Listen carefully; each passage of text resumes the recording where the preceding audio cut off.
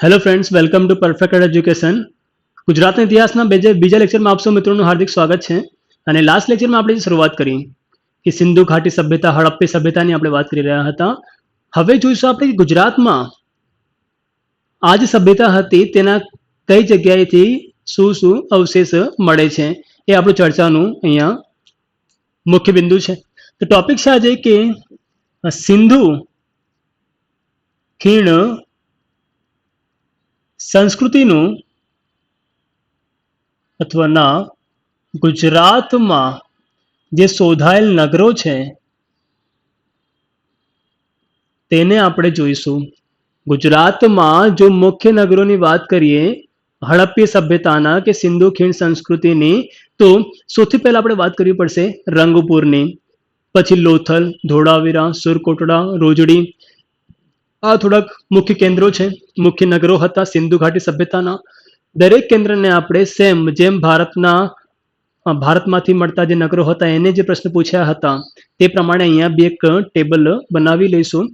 સૌથી પહેલા શું લખીશું અહીંયા કે સિરિયલ નંબર, પછી નગરનું નામ લખ્યા પછી કે કયા વર્ષમાં આની શોધ થઈ, પછી કે આના સંશોધન કરતા કોણ હતા, નદી કઈ નદીના કિનારેથી અવશેષ મળ્યા, પછી પ્રશ્ન આવે છે કે હાલ ક્યાં સ્થિત છે, અને પછી કે એમાંથી કયા અવશેષ આપણને પ્રાપ્ત થયા છે. તો આ પ્રશ્ન દરેક કેન્દ્રને આપણે પૂછી લેવાનું. ચલો શરૂઆત કરીએ. પહેલું જે નગર સૌથી પહેલા ગુજરાતમાંથી સિંધુ ઘાટી સભ્યતાના અવશેષ કયા સ્થળેથી મળ્યા હતા, તો તમે નામ લખી શકો છો રંગપુર. ક્લિયર? રંગપુરની વિશેષતા બી થઈ ગયા. તો શું લખી શકાય છે કે ગુજરાતમાં શોધાયેલ સૌપ્રથમ નગર, સિંધુ ખીણ સંસ્કૃતિનું ગુજરાતમાં શોધાયેલ સૌપ્રથમ નગર કયો હતો, તો રંગપુર લખી દેવાનું આપણે. સાથે જ કે આઝાદી પછી સિંધુ ખીણ સંસ્કૃતિના સમગ્ર ભારતમાં સૌથી વધુ અવશેષ કઈ જગ્યાએથી મળ્યા, તો કે રંગપુર. આઝાદી પછી સૌથી વધુ અવશેષ ક્યાંથી પ્રાપ્ત થયા આપણને, તો શું આવશે, રંગપુરમાંથી જ આપણને મળ્યા છે. આગળ વાત કરીએ કે ભાઈ આની કયા વર્ષમાં શોધ થઈ હતી, તો 1931માં આની શોધ થઈ હતી. આ વર્ષ તમે યાદ રાખી શકો છો. પછી કે સંશોધન કરતા કોણ હતા, તો અહીંયા નામ શું આવશે, માધવ સ્વરૂપ વત્સ. તો 1931માં સંશોધન કરતા કોણ હતા, ઉત્ખનન કરતા કોણ હતા, તો કે માધવ સ્વરૂપ વત્સ. પછી પાછળથી 1953ની આસપાસમાં ત્યારે બી આના ઉપર સંશોધન થયું છે, ખોદકામ થયું, અવશેષ શોધવામાં આવ્યા હતા. તે સમયે સંશોધન કરતા કોણ હતા, તો નામ છે SR રાવ. હવે મિત્રો ઘણી બધી એક્ઝામમાં પૂછાયેલું છે કે ભાઈ રંગપુરના સંશોધન કરતા કોણ હતા. જો ઓપ્શનમાં SR રાવ હોય તો એ આપણે ટીક કરી દેવાનું. ક્લિયર? જો પૂછે કે રંગપુરમાં ખોદકામની શરૂઆત કોના નેતૃત્વમાં થઈ હતી, તો શું લખવાનું આપણે, માધવ સ્વરૂપ વત્સ. કારણ કે સફળતા વધારે કોને મળી હતી, SR રાવ. તો વર્ષ ચાલે છે 1931 અને બંનેમાંથી સંશોધન કરતાની જો વાત કરીએ તો કોનું નામ બોલાય છે, SR રાવનું બોલાય છે. તો યાદ રાખજો, 2 વખત અહીંયા સંશોધન થયું છે, 1931, 1953. આગળ કઈ નદીના કિનારે રંગપુરના અવશેષ મળ્યા આપણને, તો લખી શકાય છે ભાદર. કઈ નદી આવશે અહીંયા, તો ભાદર નદી. હાલ ક્યાં આવેલું છે રંગપુર? હાલ જો આપણે વાત કરીએ તો ધંધુકા તાલુકા અમદાવાદની અંદર આવેલું છે.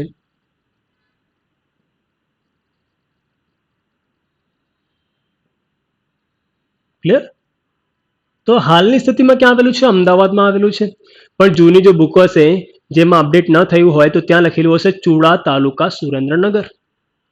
જ્યારે હાલ 2013માં જે જિલ્લાઓની નવરચના થઈ તે મુજબ રંગપુર ક્યાં આવે છે, ધંધુકા તાલુકા અમદાવાદમાં આવેલું છે. બુકોમાં શું ચાલતું હશે, ઘણી બધી બુકોમાં લખેલું હશે ચુડા તાલુકા સુરેન્દ્રનગર. તેનાથી બીજું જૂની બુક હશે, જો અપડેટ ન થઈ હોય તો લીંબડી તાલુકા સુરેન્દ્રનગર લખેલું હશે. ક્લિયર? પણ આપણે શું યાદ રાખવાનું, હાલ ક્યાં આવેલું છે? તો અમદાવાદ ધંધુકા તાલુકામાં આવેલું છે. રંગપુરમાંથી અવશેષ કયા કયા પ્રાપ્ત આપણને થયા? તો એ ક્રમમાં લખી શકાય છે. સૌથી પહેલા ચોખાના ફોતરા, પછી કાચી માટીના કિલ્લા, કુંભારોના ઓજાર બી આપણને મળ્યા છે. અહીંયાથી આપણને મડકા બનાવવાની શું મળી છે? ફેક્ટરી પણ પ્રાપ્ત થઈ છે. તે સાથે જ લખી શકાય છે હાથી દાંતની બનાવટો મિત્રો, એ બી આપણને અહીંયાથી મળી છે. તે સિવાય જો વાત કરીએ તો ઓકે, પછી માટીના બર્તન. તો આ છે અવશેષ કે જે આપણે પ્રાપ્ત થયા રંગપુરમાંથી. તો આ છે મિત્રો રંગપુરમાંથી પૂછાઈ શકે એવા પ્રશ્નો. રિવાઇઝ કરીએ, આગળ વધીશું પછી કે ગુજરાતમાં સિંધુ ખીણ સંસ્કૃતિનો સૌપ્રથમ શોધાયેલ નગર જો કોઈ હોય તો રંગપુર. આઝાદી પછી સૌથી વધુ અવશેષ જો ક્યાંયથી મળ્યા હોય તો બી શું આવશે? રંગપુર. 1931માં માધવ સ્વરૂપ વત્સ સંશોધન કરતા હતા. 1953માં SR રાવ હતા. કોનું નામ વધારે બોલાય છે? SR રાવનું. નદી, કઈ નદીના કિનારેથી અવશેષ મળ્યા? તો ભાદર. ધંધુકા તાલુકા અમદાવાદ હાલની સ્થિતિમાં આવેલું છે. જૂની બુકોમાં શું ચાલતું હશે? ચૂડા તાલુકા સુરેન્દ્રનગર. અવશેષ ચોખાના ફોતરા, કાચી માટીના કિલ્લા, કુંભારોના ઓજાર, મડકા બનાવવાની ફેક્ટરી, હાથ દાંતની બનાવટો અને ઘણા બધા માટીના બર્તનો પણ અહીંયાથી આપણને પ્રાપ્ત થયા છે. તો આ વાત કરી મિત્રો રંગપુરની. પછી વાત કરીશું આપણે લોથલ.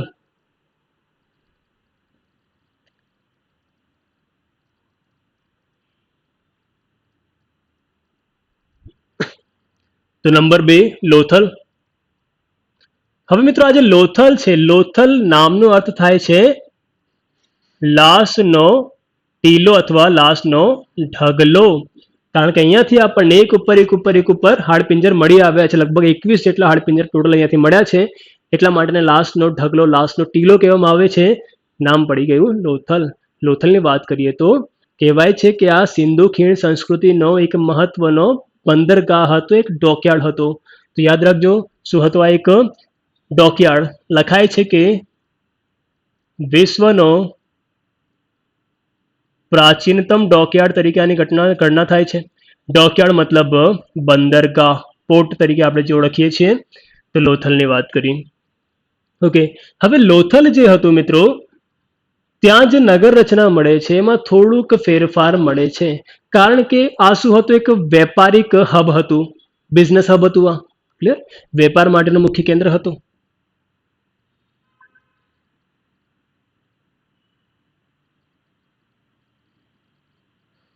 લોથલમાંથી આપણને મેસોપોટેમિયા, જેની આપણે વાત કરી હતી, મેસોપોટેમિયા ના મુદ્રાઓ, સિક્કાઓ અહીંયાથી આપણે પ્રાપ્ત થયા છે લોથલમાંથી.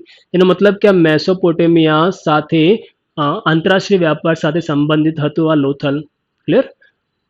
ઓકે, લોથલમાં જે નગર રચના થોડીક અલગ મળે છે આપણને. આપણે વાત કરી હતી કે જો કોઈના મકાન મુખ્ય માર્ગ પર હતા તો તે મકાનના બારી દરવાજા અંદરની તરફ ગલી અથવા શેરીમાં ખુલતા હતા. પણ લોથલમાં આવું જોવા મળતું નથી. લોથલમાં જે મકાનો મુખ્ય માર્ગ પર છે તે આપણને ક્યાં, તેના જે બારી દરવાજા છે એ આપણને મુખ્ય માર્ગ પર જ ખુલતા જોવા મળે છે. તો આ થોડુંક આવી ગયું વેરિએશન. ઓકે, કયા વર્ષમાં લોથલનું સંશોધન થયું? તો 1954. સંશોધન કરતા કોણ હતા? તો આ સમયગાળામાં તો વર્ચસ્વ કોનું હતું? SR રાવનું. યાદ રાખો તમે. ચલો, નદી તો ભોગાવો. યાદ રાખો ભાઈ, અહીંયા રંગપુરની ભાદર અને લોથલની ભોગાવો કન્ફ્યુઝ થઈ જાય છે લોકો. તો યાદ રાખો કે લોથલ એટલે બંદરગાહ હતો, દરિયા કિનારે હતો. તો ભાગો ભાગો, ક્યારે પૂર આવી જાય તો ભાગો ભાગો પડતી ભોગાવો યાદ રાખો. હાલ ક્યાં આવેલું છે? તો સરગવાલા ગામ, ધોળકા તાલુકા, અમદાવાદ. ક્લિયર? તો હાલ અહીંયા આવેલું છે. લોથલની હજુ વાત કરીએ આપણે. અવશેષ કયા કયા મળ્યા છે અહીંયાથી? તો કે ચોખાના અવશેષ મળ્યા છે. ચલો, તે સિવાય ઘણા બધા અવશેષ અહીંયાથી પ્રશ્નો બની શકે છે. અવશેષની દૃષ્ટિએ લખીએ આપણે તો હાથીદાંતની હાથી દાંત થી બનેલી ખાસ કરીને આપણને માપપટ્ટીઓ અહીંયાથી મળી છે.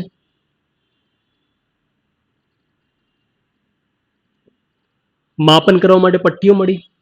ઓકે, તે સિવાય એક શતરંજ જેવી શું મળી છે? રમત. અત્યારે આપણે જે ચેસ કહેતા હોઈએ, શતરંજ કહેતા હોઈએ છીએ, કંઈક એવી જ રમત અહીંયાથી પણ આપણને પ્રાપ્ત થઈ છે. બે જોડિયા કબ્ર મળી છે અહીંયાથી. બે જોડિયા કબ્ર મળી છે જેમાં સ્ત્રી પુરુષ એક સાથે દફન કરેલા છે. એનો મતલબ એ થાય છે કે આ સમયગાળામાં સતી પ્રથા ચલણમાં હશે. તો આ બે જોડિયા કબ્ર શું આપે છે આપણને? સતી પ્રથા નું અથવા ના ચલણનો શું આપે છે? અનુમાન. તે સાથે જ અહીંયાથી આપણને અનાજ દળવાની શું મળી છે? ઘંટી. આ થોડું ખાસ પ્રશ્ન થઈ જાય છે. અનાજ દળવા માટે, અનાજ પીસવા માટેની ઘંટી બી આપણને અહીંયાથી મળી. સાથે જ એક દિશા સૂચક યંત્ર જેવી રચના છે. દિશા જાણવા માટેના એક યંત્રની પણ અહીંયા વાત છે. સાથે જ વહાણની છાપવાળા સિક્કા બી આપણને અહીંયાથી પ્રાપ્ત થયા છે. તે સાથે 21 જેટલા શું મળ્યા છે અહીંયાથી? હાડપિંજર, જેમાં એક બાળકનું બી હાડપિંજર છે. અહીંયા એક બાળકની ખોપડી પર શું જોવા મળે છે? હોલ, છેદ જોવા મળે છે, જે શસ્ત્રક્રિયા તરફ શું કરે છે? આપણને અનુમાન આપે છે કે ભાઈ કંઈક ઘા વગેરે કરવામાં આવી હશે અથવા કંઈ સર્જરી વગેરે એની કરવામાં આવી હશે.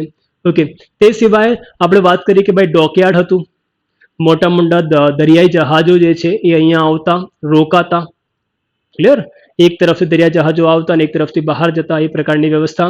તો દરિયાઈ જહાજો હોય તો દરિયાઈ જહાજોને બાંધવા માટે, દરિયા કિનારે રોકવા માટે હુક જેવી રચના બી આપણને અહીંયાથી પ્રાપ્ત થઈ છે. તો મિત્રો આ છે લોથલ. લોથલમાંથી પૂછાઈ શકે એવા બધા જ પ્રશ્નોનો આપણે અહીંયા સમાવેશ કર્યું છે. ક્લિયર? સાથે જો લોથલમાં હજુ લખવાનું હોય તો કે તોલ માપના તોલા આપણને મળ્યા છે હડપ્પા જેવા, જે બાંટ આવે છે ને વજન કરવા માટે. લખી શકાય કે તોલ માપના શું મળ્યા છે? તોલા. કેવા મળ્યા છે? જેવા હડપ્પામાંથી મળ્યા. ક્લિયર? વજન કરવા માટે તોલા મળ્યા આપણને. તો આ છે લોથલ મિત્રો, જે અહીંયાથી પૂરું થઈ જાય છે. આપણે ગુજરાતનો ઇતિહાસ ભણી રહ્યા છીએ. તો ગુજરાતના ઇતિહાસમાં ખાસ સિંધુ ઘાટી સભ્યતા, તો આમાંથી પ્રશ્ન બની શકે છે. એક રંગપુર, લોથલ, પછી ધોળાવીરા, આ પ્રમુખ કેન્દ્રો છે ગુજરાતની અંદર. એમાંથી નંબર 3 ધોળાવીરાની આપણે વાત કરીશું.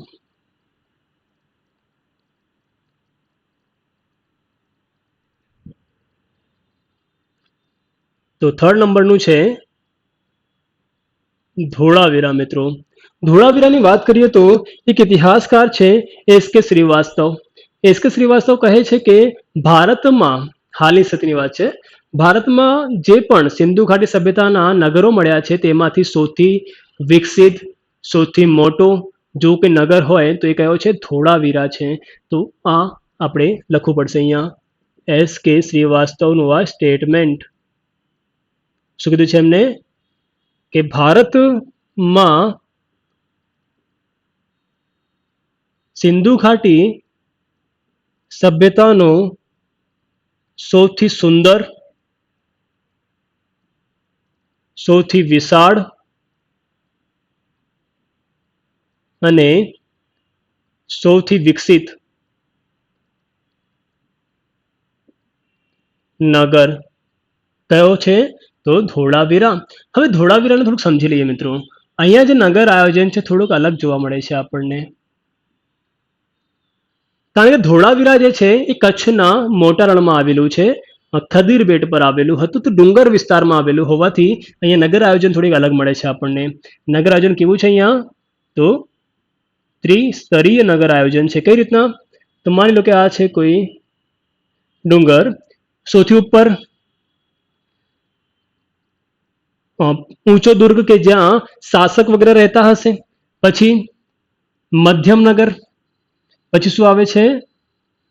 નિમ્નનગર. તો 3 ભાગમાં જે નગરીય આયોજન છે 3 ભાગમાં વિભાજિત આપણને જોવા મળે છે. દરેક લેયર પર શું છે? કિલ્લેબંધી પણ છે. ક્લિયર? સૌથી ઉપરના ભાગમાં કોણ રહેતા હશે? તો શાસક રહેતા હશે. ક્લિયર? નીચેના ભાગમાં તમે લખી શકો છો કે જે શાસનથી જોડાયેલા હશે એવા લોકો રહેતા હશે, શાસન અધિકારીઓ રહેતા હશે. પછી નીચેના ભાગમાં કોણ રહેતી હશે? તો આમ જનતા. ક્લિયર? ત્રિસ્તરીય શાસન અથવા ત્રિસ્તરીય નગર આયોજન આપણને અહીંયા જોવા મળે છે. ઓકે, પ્રશ્ન પૂછી લઈએ હવે કે ભાઈ ધોળાવીરા કયા વર્ષમાં આનું સંશોધન થયું? તો 2 વખત થયું છે. 1967માં જ્યારે થયું ત્યારે સંશોધન કરતા હતા જગતપતિ અથવા જેપી જોશી બી કહેવાય છે એમને. અને જ્યારે 1991માં થયું ત્યારે કોણ હતા? તો કે આર એસ બિસ્ટ. કોનું નામ વધારે બોલાય છે? આર એસ બિસ્ટનો વધારે બોલાય છે. અને વર્ષ બી કયો બોલાય છે મોસ્ટલી? તો 1991નું તમે ઘણી બુકમાં જોવા મળશે. પણ 2 વખત થયું છે તો યાદ રાખજો. કઈ નદીના કિનારેથી? તો શું આવશે? લુણી. હાલ ક્યાં આવેલું છે ધોળાવીરા?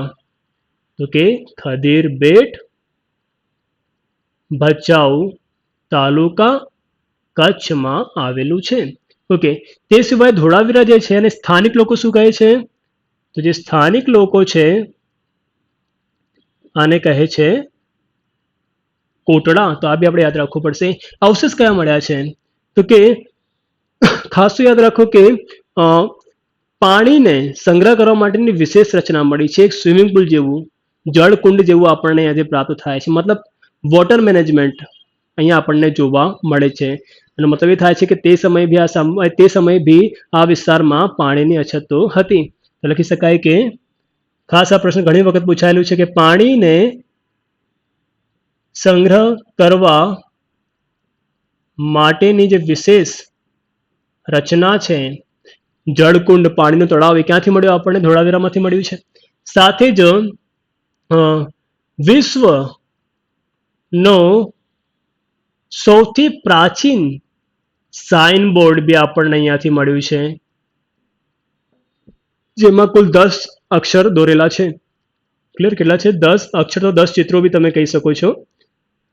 વિશ્વનો સૌથી પ્રાચીન સાઇન બોર્ડ, દિશા સૂચક, સાઇન બોર્ડ, કે આપણે કોઈ દિશા સૂચન કરવા માટે જે બોર્ડ આવેલા હોય છે રોડ ઉપર, એવી જ એક પ્રકારનું સાઇન બોર્ડ અહીંયાથી મળ્યું છે. સાથે જ 10 જેટલા શું મળ્યા છે અહીંયાથી આપણને? શિલાલેખ. કઈ લિપિના છે? તો સિંધુ લિપિ. આ લિપિનું નામ શું છે? તો સિંધુ લિપિ છે. આપણે અગાઉ સમજી ગયા સિંધુ લિપિ અને હડપ્પીય લિપિને. ક્લિયર? અને આ શિલાલેખોની વિશેષતા શું છે? તો કે ભારતમાં સૌથી પ્રાચીનતમ શિલાલેખોમાં જો કોઈની ગણના થતી હોય તો એ છે સિંધુ સભ્યતાના શિલાલેખો. તે સિવાય અહીંયાથી રમતગમતનું મેદાન બી મળ્યું છે આપણને.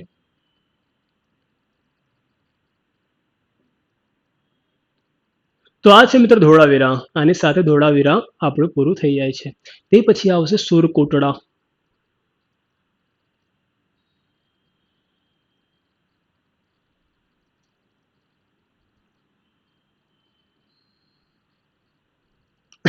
ઓકે, નંબર 4 છે સુરકોટડા.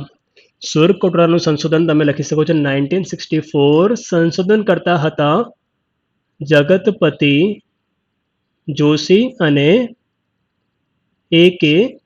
શર્મા. નદી વગેરે કરવાની જરૂર નથી. હાલ ક્યાં આવેલું છે સુરકોટડા?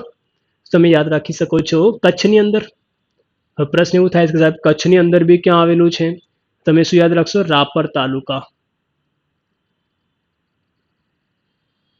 એટલે કચ્છમાં આવેલું છે. ઓકે, અવશેષ શું મળ્યા અહીંયાથી? તો આપણને અહીંયાથી અવશેષ મળ્યા છે ઘોડાના હાડપિંજર. ઘોડાના અવશેષ મળ્યા છે અહીંયાથી. તો સુરકોટડા એટલા માટે જાણીતો છે. બસ આટલું જ આમાં કરવાનું છે. ઓકે, તે સિવાયના જે અન્ય નગરો છે એમને આપણે આવી રીતના કરી લઈએ જિલ્લા વાઇઝ. જેમ કે કચ્છમાંથી બીજા કયા કયા અવશેષ મળ્યા છે, કયા કયા નગરો મળ્યા છે? તો એક શિકારપુર મળ્યું છે આપણને. શિકારપુર ક્યાં આવેલો છે? તો કચ્છના ભચાઉ તાલુકામાં આવેલો છે. તે સિવાય કચ્છમાંથી અન્ય એક નગર મળ્યું છે, નામ છે દેસડપર. જે એક્ઝેક્ટલી ક્યાં આવેલું છે? કચ્છની અંદર પણ. તો લખી શકાય નખત્રાણા તાલુકામાં આવેલું છે. તે સિવાય કચ્છ મહેસાણામાંથી બી આપણને અવશેષ મળ્યા છે. મહેસાણામાં કઈ જગ્યાએથી? તો કે કોટ,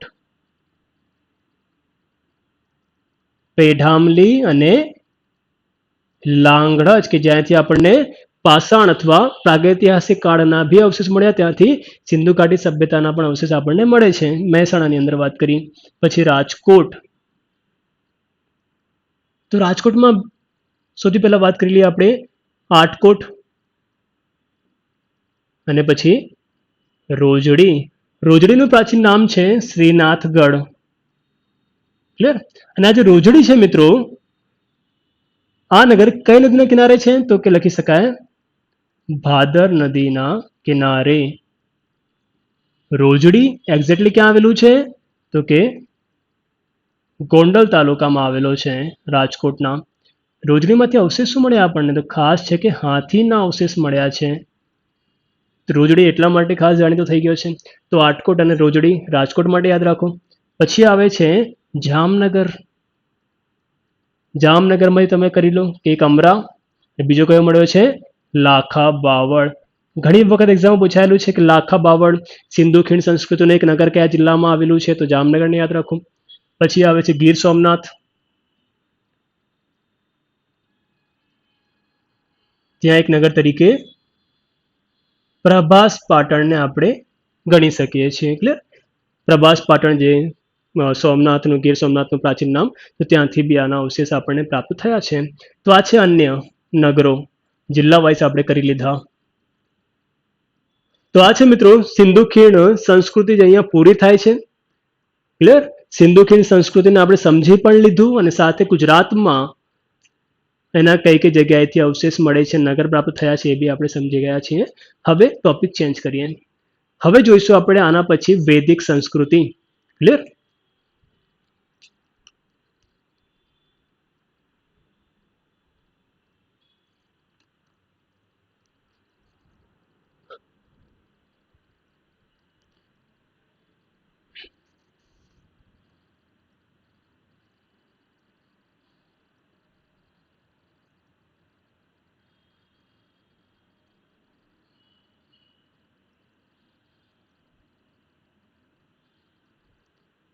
તો ચાલો મિત્રો, આના પછીનું ટોપિક છે વૈદિક સંસ્કૃતિ, તો વૈદિક કાળ તરીકે બી આપણે એને ઓળખી શકીએ છીએ.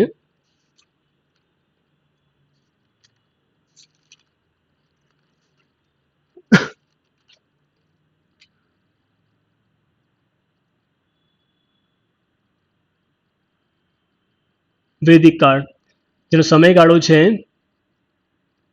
1500 BC થી લઈને 600 BC. હવે થયું શું?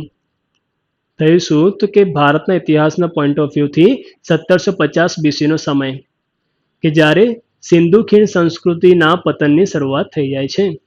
લખીએ આપણે 1750 BC. શું થાય છે? તો કે સિંધુ ખીણ સંસ્કૃતિના પતનની શું થઈ જાય છે મિત્રો? તો શરૂઆત થઈ જાય છે.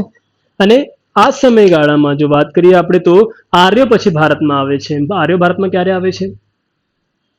તો કે લગભગ 1500 BC ના આસપાસના સમયમાં આર્યોનું શું થયું? ભારત આગમન. કહેવાય છે કે આર્યો લડાકુ કિસ્મના હતા. તો એ લોકો પછી જ્યારે ભારત પર ચડાઈ કરી, સિંધુ ઘાટી સભ્યતાના લોકો શાંતિપ્રિય હતા, તો આર્યોએ સિંધુ ઘાટી સભ્યતાના જે લોકો હતા એમને હરાવ્યા. સિંધુ ઘાટી સભ્યતાના લોકો ધીમે ધીમે દક્ષિણ ભારતમાં સ્થાયી થયા અને દ્રવિડ તરીકે ઓળખાયા. તો હવે સમય એવું ચાલશે કે ભાઈ ઉત્તર ભારતમાં આર્યોનું વર્ચસ્વ છે, દક્ષિણ ભારતમાં દ્રવિડ આપણને જોવા મળશે. આ જાતિના પ્રમાણે વર્ગીકરણ થઈ ગયું આપણા ભારતનું. ઓકે, હવે જો આ વૈદિક કાળને આપણે સહજતાથી સમજી લેવું હોય તો આને બે ભાગમાં ડિવાઈડ કરીશું. એક છે ઋગ્વેદિક કાળ અને એક છે ઉત્તર ઋગ વૈદિક કાળ.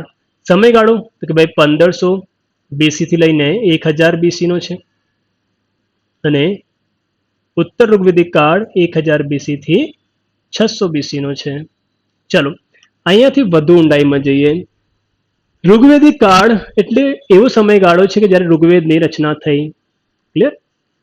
અને પછી એક સમયગાળો એવો આવ્યો છે કે ઋગ્વેદ સિવાયના 3 ગ્રંથોની રચના થઈ ઉત્તર ઋગ્વેદિક કાળમાં.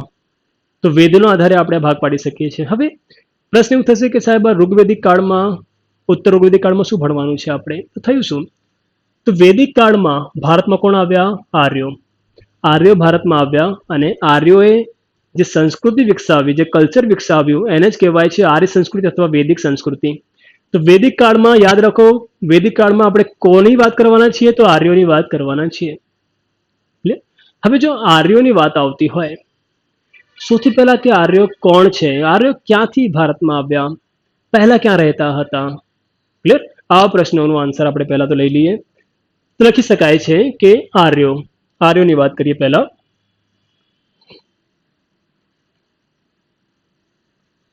આર્યો ક્લિયર? આર્યોની જો વાત કરીએ તો એક જાતિનો સમૂહ દર્શાવે છે. આ શું દર્શાવે છે? આર્યો તો એક જાતિનો સમૂહ આપણને દર્શાવે છે. ઓકે,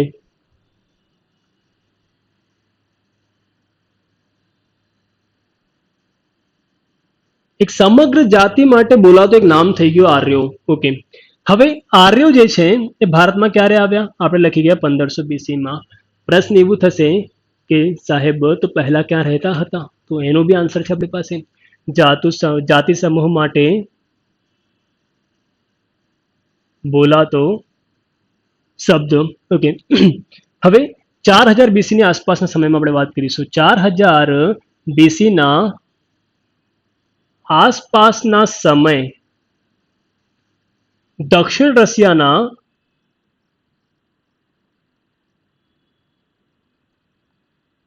યુરેશિયા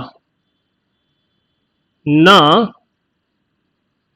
સ્ટેપિજના મેદાનોમાં શું કરતા હશે?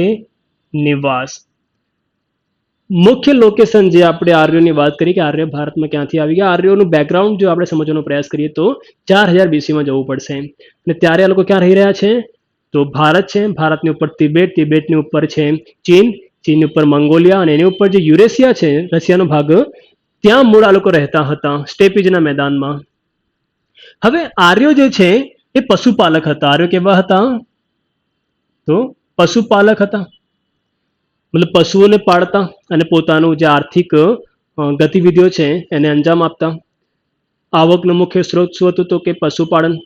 પશુપાલન કરતા હોવાથી હવે થાય શું? જો તમે પશુ પાળતા હો તો પશુઓને ઘાસચારો આપવો પડશે. મતલબ આપણે એવા વિસ્તારમાં રહેવું પડે કે જ્યાં ઘાસચારો આપણને સહેલાઈથી મળી જાય.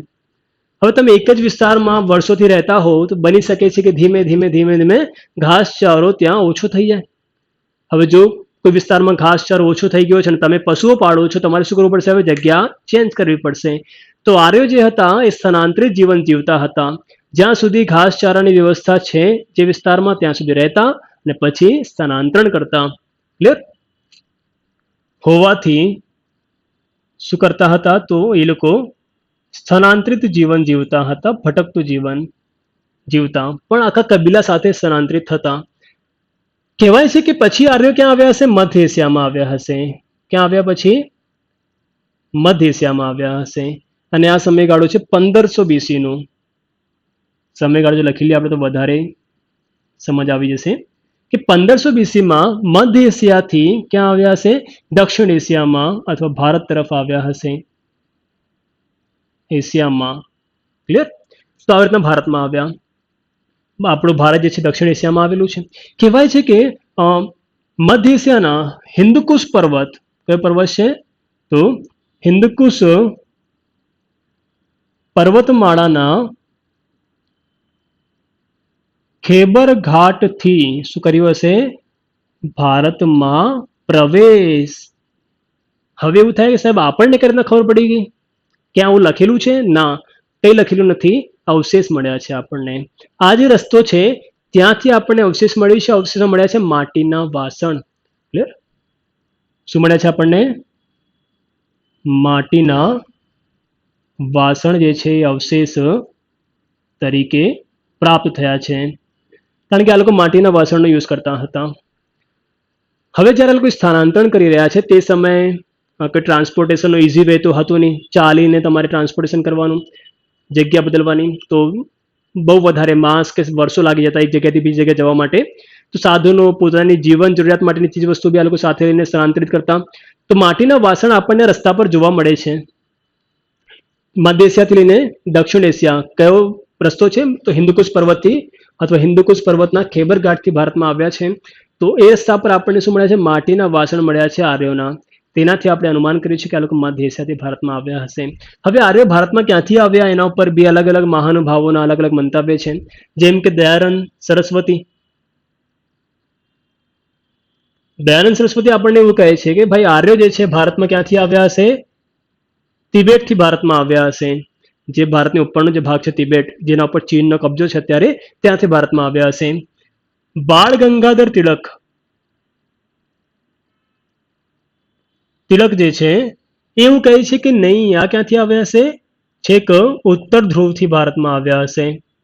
મતલબ જેમ કે આ પૃથ્વી છે, તો આ જે પોઈન્ટ છે એને શું કહેવાય છે? ઉત્તર ધ્રુવ, અને આને શું કહેવાય છે? પોઈન્ટને દક્ષિણ ધ્રુવ. ભૂગોળમાં તમે સારી રીતના આને સમજશો. પછી જે એક ઇતિહાસકાર છે, અંગ્રેજી ઇતિહાસકાર મેક્સ મુલર કહે છે કે નહીં ભાઈ, આ લોકો ક્યાંથી આવ્યા છે ભારતમાં? તો દક્ષિણ એશિયા, મધ્ય એશિયાથી ભારતમાં આવ્યા છે. જે વધુ પ્રમાણિત બી આપણે સાબિત કર્યું, ક્લિયર, કે આ વધારે પ્રમાણિત છે સ્ટેટમેન્ટ એમનું, કે આર્ય ભારતમાં ક્યાંથી આવ્યા હશે? તો મધ્ય એશિયાથી આવ્યા હશે. બાળ ગંગાધર તિલકે પોતાની જે પુસ્તક હતી ધી આર્કટિક હોમ ઓફ વેદાસમાં આ વાતનો ઉલ્લેખ કર્યો છે કે ભારતમાં આર્યો ઉત્તર ધ્રુવથી આવ્યા હશે. ક્લિયર? ચલો, હવે આર્યો જે હતા, આર્યો ભારતમાં આવ્યા અને એમને જે સંસ્કૃતિ વિકસાવી એને કહેવાય છે આર્ય સંસ્કૃતિ અથવા વૈદિક સંસ્કૃતિ. તો આર્યોએ શું કર્યું પછી? એ સંસ્કૃતિ વિકસાવી ભારતમાં આવીને. કારણ કે દરેક જાતિનું પોતાનું રહેવાનું અલગ જ કલ્ચર હોય છે. તો આને શું કહીશું આપણે? વૈદિક સંસ્કૃતિ. હવે આર્યો જે હતા અથવા વૈદિક સંસ્કૃતિ જે હતી એ કેવી હતી? ગ્રામીણ સંસ્કૃતિ છે. જ્યારે આની પહેલા થઈ ગયેલા લોકો જે ભારતમાં હતા એ નગરી સભ્યતા ધરાવતા હતા, પણ આર્યો તે હદ સુધી વિકસિત હતા નહીં. કારણ કે આર્યો શું છે કે તો પશુપાલક હતા, સ્થાનાંતરણ કરતા, તો ખાસ વિકસિત આ પ્રજા હતી નહીં. તો ગ્રામીણ સંસ્કૃતિ હતી આ લોકોની. ગામડું બનાવીને રહેતા હતા, કાચા મકાનમાં રહેતા હતા. ઓકે, સાથે જ આ લોકોની ભાષા શું હતી? તો સંસ્કૃત. એ ભાષા હતી આમની સંસ્કૃત ભાષા હતી. ક્લિયર? આર્યોની વાત કરી રહ્યા છે હવે આપણે. આર્યોએ ભારતમાં આવીને જે સંસ્કૃતિ વિકસાવી છે એને કહેવાય છે વૈદિક સંસ્કૃતિ અથવા આર્ય સંસ્કૃતિ, જે ગ્રામીણ હતી, અને ભાષા શું હતી આ લોકોની? સંસ્કૃત. અને કયા વિસ્તારમાં આવીને આ લોકો રહ્યા ભારતમાં? તો કે સપ્ત સિંધુ વિસ્તારમાં શું કરતા હતા? તો વસવાટ કરતા હતા.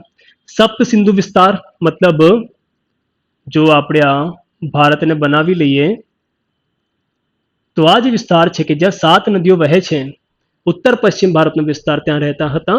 સપ્ત સિંધુ વિસ્તાર. તો કઈ 7 નદીની વાત છે અહીંયા? તો સિંધુ, ઝેલમ, ચેનાબ, રાવી, સતલજ, બિયાસ અને સરસ્વતી. તો આ છે એ 7 નદીઓ, સપ્ત સિંધુ વિસ્તાર, જેને આપણે ગણીએ છીએ. પછી આર્યો આવ્યા ભારતમાં, આ વિસ્તારમાં રહેવા લાગ્યા. ક્લિયર?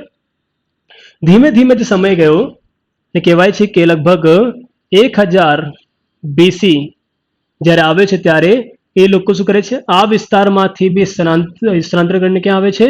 તો આજે યુપી બિહારનો પટ્ટો છે ત્યાં પછી આ લોકો સ્થળાંતરિત થાય છે. ક્લિયર? એટલે મધ્ય ભારત તરફ આવવાનો પ્રયાસ કરે છે. 1000 BC માં આર્યો જે છે ક્યાં પહોંચી જાય છે? તો ઉત્તર પ્રદેશ અને બિહારના વિસ્તારમાં શું કરી લે છે? પ્રવેશ કરી લે છે. કારણ આપણે વાત કરી પશુપાલક હતા, સ્થાનાંતરણ કરતા, જેમ ઘાસચારો ઓછો થાય વિસ્તારમાં, તો સ્થાનાંતરણ કર્યું. ક્યારે કર્યું? 1000 BC માં. ત્યારથી પછી શરૂ થઈ જાય છે ઉત્તર ઋગ્વેદિક કાળ. શું વાત કરી મિત્રો આપણે અહીંયા? તો કે વૈદિક કાળને સમજવાનો પ્રયાસ કરી રહ્યા છીએ. 1500 BC થી 600 BC નો સમયગાળો છે જેમાં 1750 વર્ષ ખાસ થઈ જાય છે. સિંધુ ઘાટી સભ્યતાના પતનની શરૂઆત થાય છે. પછી આર્ય ભારતમાં 1500 બીસીમાં આવે છે. બે ભાગમાં સમજી શકાય છે આ આખા વૈદિક કાળને, ઋગ્વેદિક કાળ અને ઉત્તર ઋગ્વેદિક કાળ. આર્યોની વાત કરીએ. આ જાતુ સમૂહ માટે પ્રયોજાતો એક શબ્દ છે. ક્લિયર? ઓકે. પછી 400 બીસીની આસપાસ આ લોકો 400 બીસીના સમય આ લોકો ક્યાં હતા એ આપણને સાક્ષ્ય મળી જાય છે. 400 બીસીની આસપાસમાં દક્ષિણ રશિયાના યુરેશિયાના સ્ટેપેજના મેદાનોમાં આ લોકો રહેતા હતા એવા સાક્ષ્ય મળ્યા છે. પશુપાલક હતા એટલે સ્થળાંતરિત જીવન જીવતા હતા. જેમ ઘાસચારો ઓછો થાય કોઈ વિસ્તારમાં તો પછી બીજો કોઈ વિસ્તાર પર જઈને આક્રમણ કરતા અને ત્યાં રહેવાની શરૂઆત કરતા. આ લોકો એવા હતા કે જ્યારે ઘાસચારો ઓછો થાય અથવા પશુઓ ઓછા થઈ જાય પોતાની પાસે પાળવા માટે તો બી બીજી કોઈ સભ્યતા પર જઈને આક્રમણ કરતા. તો આ લોકોનું જે મુખ્ય શૈલી હતી શું હતી? આક્રમણ. મુખ્ય કાર્ય શું કરતા? એ લોકો આક્રમણનું જ કરતા. આક્રમણ કરો, પશુઓ લૂંટી લો, ક્લિયર, એટલે વિસ્તાર પર સત્તા જમાવી દો. એ જ ક્રમમાં કહેવાય છે કે આ લોકોએ સિંધુ ઘાટી સભ્યતા પર બી આક્રમણ કર્યું હતું, જેના સાક્ષ્ય મોહેંજો-દડોમાંથી આપણને પ્રાપ્ત થયા છે. અને પછી સિંધુ ઘાટી સભ્યતા ધીમે ધીમે દક્ષિણ તરફ ખસી જાય છે, કારણ કે એ લોકો શાંતિપ્રિય હતા. અને જે આપણા આર્યો છે એ ઉત્તર ભારતમાં સ્થાયી થઈ જાય છે. ચલો, સાક્ષ્ય મળ્યા છે આપણને. આર્ય ભારતમાં ક્યાંથી આવ્યા? તો કે 1500 બીસીમાં મધ્ય એશિયાથી આ લોકો દક્ષિણ એશિયા તરફ ખસ્યા છે. દક્ષિણ એશિયાનો જ ભાગ છે ભારત. અને કઈ જગ્યાએથી આવ્યા છે ભારતમાં? તો પછી કહેવાય છે કે હિન્દુકુશ પર્વત માળાના ખૈબર ઘાટથી આ લોકોએ પ્રવેશ્યો છે, કારણ કે આ માર્ગ પરથી આપણને માટીના વાસણ આર્યોના પ્રાપ્ત થાય છે. દયાનંદ સરસ્વતી કહે છે કે આર્ય જે છે ભારતમાં તિબેટથી આવ્યા હશે. બાળ ગંગાધર તિલક કહે છે કે નહીં, ઉત્તર ધ્રુવથી આવ્યા હશે. મેક્સ મુલર કહે છે કે નહીં, મધ્ય એશિયાથી આવ્યા હશે, જે વધુ પ્રમાણિત આપણે ગણ્યું અહીંયા. આર્યોએ ભારતમાં આવેલી સંસ્કૃતિનો વિકાસ કર્યો અને કહેવાય છે આર્ય સંસ્કૃતિ અથવા વૈદિક સંસ્કૃતિ ગ્રામીણ સંસ્કૃતિ હતી. આ લોકો કાચા મકાનમાં રહેતા હતા, ગામડા બનાવીને રહેતા હતા. આ લોકો સિંધુ ઘાટી સભ્યતાની જેમ વિકસિત ન હતા. ભાષા કઈ હતી? સંસ્કૃત. સપ્ત સિંધુ વિસ્તારમાં વસવાટ કરતા હતા. સાત નદીઓ વહેતી હતી. તેમનું ફળદ્રુપ મેદાન, ઉપજાઉ મેદાન હતું, તો ત્યાં ઘાસચારો સારી માત્રામાં હતો. એટલા માટે આ સ્થળની પસંદગી એ લોકોએ કરી હશે. સિંધુ, ઝેલમ, ચિનાબ, રાવી, સતલજ, બ્યાસ અને સરસ્વતી કહેવાય છે અને સપ્ત સિંધુ વિસ્તાર કે જ્યાં 7 નદીઓ વહે છે. 1000 બીસી જ્યારે આવી ગયું છે ત્યારે એ લોકો પછી ધીમે ધીમે ઉત્તર પ્રદેશ અને બિહાર તરફ સ્થળાંતરિત થયા હશે. ક્લિયર? અને ત્યાંથી શરૂઆત થઈ હશે ઉત્તર ઋગ્વેદિક કાળની. હવે જો આ સમયગાળામાં માનવની વાત કરીએ, આર્યોની વાત કરીએ, તો આર્યો જે છે એમાં પિતૃ પ્રધાન સમાજ રચના હતી. પિતા એ મુખ્ય નેતા હતા. પિતાનો નિર્ણય અંતિમ ગણવામાં આવતું હતું. છતાં બી મહિલાઓની સ્થિતિ સન્માનજનક હતી. જો આપણને પૂછે કે ભાઈ કયા કાળમાં મહિલાઓની સ્થિતિ સમાજમાં ઉચ્ચતમ હતી અથવા સારામાં સારી હતી, તો શું આવશે? વૈદિક કાળ. એમાં બી ખાસ કરીને સ્પેસિફાય કરવાનું હોય તો ઋગ્વેદિક કાળમાં મહિલાઓની સમાજમાં સ્થિતિ બહુ જ સન્માનજનક હતી. આ સમયની મહિલાઓ કયા કાળની વાત કરી રહ્યા છીએ આપણે? હવે તમે ફોકસમાં શું રાખો? ઋગ્વેદિક કાળની હવે વાત કરી રહ્યા છીએ આપણે. બંને કાળને સમજી લે કે આ સમય જીવન કેવું હતું, પછી આ સમય જીવન કેવું થયું. ઋગ્વેદિક કાળની વાત કરી રહ્યા છીએ કે ભાઈ પિતૃ સત્તાક સમાજ રચના હતી. પરિવારનો જે વડો છે એ પિતા કહેવાતો હતો, કુલપ કહેવાતો હતો, એવું બી કહી શકીએ આપણે. કુલપ અથવા પિતા કહેવાતો હતો પરિવારનો વડો. સમાજ રચના ભલે પિતૃ સત્તાક હોય પણ મહિલાઓની સમાજમાં સ્થિતિ સન્માનજનક હતી. આ સમયની મહિલાઓ શિક્ષણ પ્રાપ્ત કરી શકતી હતી. આ સમયની મહિલાઓ રાજ્ય વ્યવસ્થામાં પણ અધિકારી તરીકે નિમણૂક પામી શકતી હતી.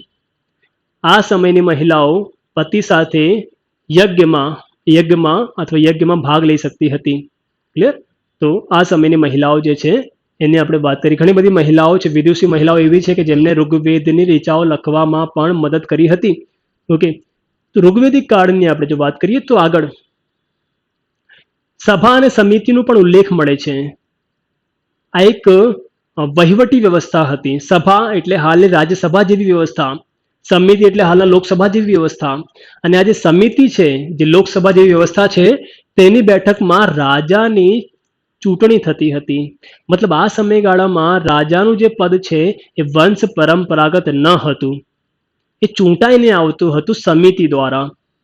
સાથે જ આ સમયમાં જે છે વ્યવસાય એ જન્મ પર આધારિત ન હતું. મતલબ એવું નહીં કે બ્રાહ્મણનો પુત્ર બ્રાહ્મણના જ કાર્ય કરશે, ક્ષત્રિયનો પુત્ર ક્ષત્રિય કાર્ય કરશે એવું નથી. આ સમયે જે કઈ વાત આપણે વેપાર વ્યાપાર એ વંશ પર આધારિત ન હતું, એ વ્યક્તિગત હતું. ક્લિયર? મતલબ એવું પણ બનતું કે એક જ પરિવારની અંદર અલગ અલગ લોકો અલગ અલગ વ્યવસાય કરતા હતા, કારણ કે વ્યવસાય જન્મ પર આધારિત ન હતું. તમારી કુશળતા, તમારી આવડત પર તમે વ્યાપાર કરી શકતા હતા. તમે ભલે કોઈ બી વર્ગના હોવ, તમે બ્રાહ્મણના બી કાર્ય કરી શકતા હતા, તમે ક્ષત્રિય બનીને યુદ્ધમાં ભાગ લઈ શકતા હતા. આ તમારી કુશળતા પર આધાર રાખતું હતું. તો વાત શું કરીએ આપણે? એક તો પિતૃસત્તાક સમાજ રચના, મહિલાઓની સારી સ્થિતિ, સભા સમિતિ, રાજા સમિતિ દ્વારા ચૂંટાઈને આવતા હતા, અને સભા સમિતિ જ યુદ્ધ માટે નીતિ બનાવતી હતી, યોજના બનાવતી હતી, અને લૂંટના ધનની વહેંચણી પણ કરતી હતી. સભા સમિતિ બહુ જ ખાસ તૈયાર છે. આ સભા સમિતિનો ઉલ્લેખ જે અથર્વવેદમાંથી બી આપણને પ્રાપ્ત થાય છે. તે પછી આ સમયે જે વ્યવસાય છે જન્મ પર આધારિત ન હોવા કરતા કર્મ પર આધારિત હતું, કે જેવું કર્મ તેવું વેપાર તમે કરી શકો છો. ઓકે, પછી જો વાત કરીએ તો આ સમયગાળામાં મુખ્ય દેવતા હતા ઇન્દ્ર. આ લોકો એવું માનતા કે ભાઈ ઇન્દ્ર ભગવાનની પૂજા કરીશું તો ઇન્દ્ર ભગવાન પ્રસન્ન થશે, અને ઇન્દ્ર ભગવાન પ્રસન્ન થશે અને વરસાદ પાડશે. ક્લિયર? અને અગ્નિ દેવતાની પણ વધારે પૂજા કરતા હતા આ લોકો, કારણ કે આ લોકો એવું માનતા કે માનવી અને ઈશ્વરને જોડતી જે કડી છે અગ્નિ, તો અગ્નિની વધારે પૂજા કરતા. યજ્ઞ વગેરે વધારે પ્રચલિત થઈ ગયા અગ્નિની પૂજા માટે. ઋગ્વેદની અંદરથી ઇન્દ્ર માટે 250 ઋચાઓને મંત્ર બી કહેવાય છે. તો ઋગ્વેદમાં ઇન્દ્રની પૂજા માટે 250 મંત્રો અને અગ્નિની પૂજા માટે 200 મંત્રો આપણને આપેલા છે. ઓકે, તો ધાર્મિક જીવનની પણ આપણે વાત કરી રહ્યા છીએ. આ લોકો ઇન્દ્ર, વરુણ, પછી જે ખાસ વાત કરીએ આપણે અગ્નિ વગેરે દેવતાની પૂજા કરતા હતા. વરુણને આ લોકો માનતા હતા કે આ સૃષ્ટિના જનક છે, આમને જ પૃથ્વી વગેરે બનાવ્યા છે, સૂર્ય વગેરે બનાવ્યા છે. ઓકે, તો આ પ્રમાણે આ સમયગાળામાં જીવન હતું. કોની વાત કરીએ આપણે? ઋગ્વેદિક કાળમાં. અને આ જ કાળમાં કહેવાય છે કે ઋગ્વેદની બી રચના થઈ હશે. ઋગ્વેદની રચના કોઈ એક વ્યક્તિએ નથી કરી. આ સમયાંતરે ઘણા બધા વ્યક્તિઓના લખાણોથી સજ્જ થઈ છે અને બની ઋગ્વેદ. ચલો, પછી ધીમે ધીમે જ્યારે સમય આવે છે 1000 BC, જ્યારે સમય શું આવે છે 1000 BC, હવે આ લોકો જે છે ધીમે ધીમે સ્થાયી જીવનની શરૂઆત કરે છે અને જમીન લાલચ વધારે લોકોમાં આવી જાય છે. ક્લિયર? ધીમે ધીમે શું થશે? ઉત્તર ઋગ્વેદિક કાળ આવશે. ફેરફાર શું આવે? બંને કાળમાં શું ફરક આવ્યું છે તે બી આપણે સમજી લઈએ. તો પહેલા જે સમાજ રચના પિતૃસત્તાક હતી, અહીંયા બી સમાજ રચના પિતૃસત્તાક જ હતી, પણ અહીંયા પુરુષોનું વર્ચસ્વ સમાજ પર વધી ગયો. એનો મતલબ કે સ્ત્રીઓનું સન્માન સમાજમાંથી ઓછું થયું. ક્લિયર? આ કમ્પેરિઝન છે. અહીંયા સ્ત્રીઓની સ્થિતિ સન્માનજનક હતી, અહીંયા સ્ત્રીઓની જે સ્થિતિ છે સમાજની અંદર થોડીક ડાઉન થઈ. ઓકે, તે સિવાય તો કે પુત્ર પ્રાપ્તિ માટે ભી આ સમયે ઘણા બધા ઘણા બધા યજ્ઞો કરવામાં આવતા હતા. પુત્ર પ્રાપ્તિ એક લક્ષ્ય બની ગયું હતું, કારણ કે સમાજ જે છે પુરુષ સત્તા, પુરુષનું વર્ચસ્વ સમાજમાં વધી ગયું. ક્યારે? ઉત્તર ઋગ્વેદિક કાળમાં. સાથે જ આ સમયે 4 વર્ણ બી અસ્તિત્વમાં આવી ગયા, જેમ કે તમે કાં તો બ્રાહ્મણ, ક્ષત્રિય, વૈશ્ય અથવા શુદ્ર. ક્લિયર? આ 4 વર્ગ બી અસ્તિત્વમાં આવી ગયા ધીમે ધીમે. બ્રાહ્મણ શું કરતા? તો બ્રાહ્મણ શિક્ષણ આપવાનું કાર્ય કરતા, ધાર્મિક કર્મકાંડો કરતા હતા. ક્ષત્રિય તો રાજ્ય વ્યવસ્થા, યુદ્ધ વગેરેમાં ભાગ લેતા હતા. વૈશ્ય તો કૃષિ કરતા, પશુપાલન કરતા, વ્યાપાર કરતા. શુદ્ર એ સૌથી નિમ્ન કક્ષાના લોકો હતા જે મજૂરી કારીગરી કરતા. ધીમે ધીમે જે માનવ છે આ સમયગાળામાં આવીને એની જમીન લાલસા વધી ગઈ. ધીમે ધીમે ક્યાં સ્થળાંતરિત થઈ ગયા લોકો? તો યુપી બિહાર તરફ સ્થળાંતરિત થયા. જમીન લાલસાના લીધે યુદ્ધો વધી ગયા. હવે ધીમે ધીમે સભા સમિતિનું વર્ચસ્વ, તો સભા સમિતિનું મહત્વ બી ઓછું થઈ ગયું. અને પહેલા સમિતિની બેઠકમાં જ રાજાની ચૂંટણી થતી હતી, પણ હવે ઉત્તર ઋગ્વેદિક કાળ આવતા આવતા રાજાનું જે પદ છે એ વંશ પરંપરાનુગત થઈ ગયું, કે વંશના આધારે રાજા રાજા બનશે. ખ્યાલ આવશે અહીંયા? તો ફેરફાર ઘણા બધા આવી ગયા. ફેરફાર મુખ્ય કયા છે? કે સમાજમાં સ્ત્રીઓ કરતા પુરુષનું સન્માન વધ્યું, જાતિ ભેદભાવ વધ્યું, જમીનની લાલચા વધી, જમીન લાલચ વધ્યું. રાજાનું પદ જે પહેલા ચૂંટણી દ્વારા રાજા બનતા હતા, હવે શું બનશે? વંશના આધારે બનશે. સાથે જ અહીંયા સભા સમિતિનું મહત્વ વધારે હતું, જ્યારે અહીંયા સભા સમિતિનું મહત્વ ઘટી ગયું.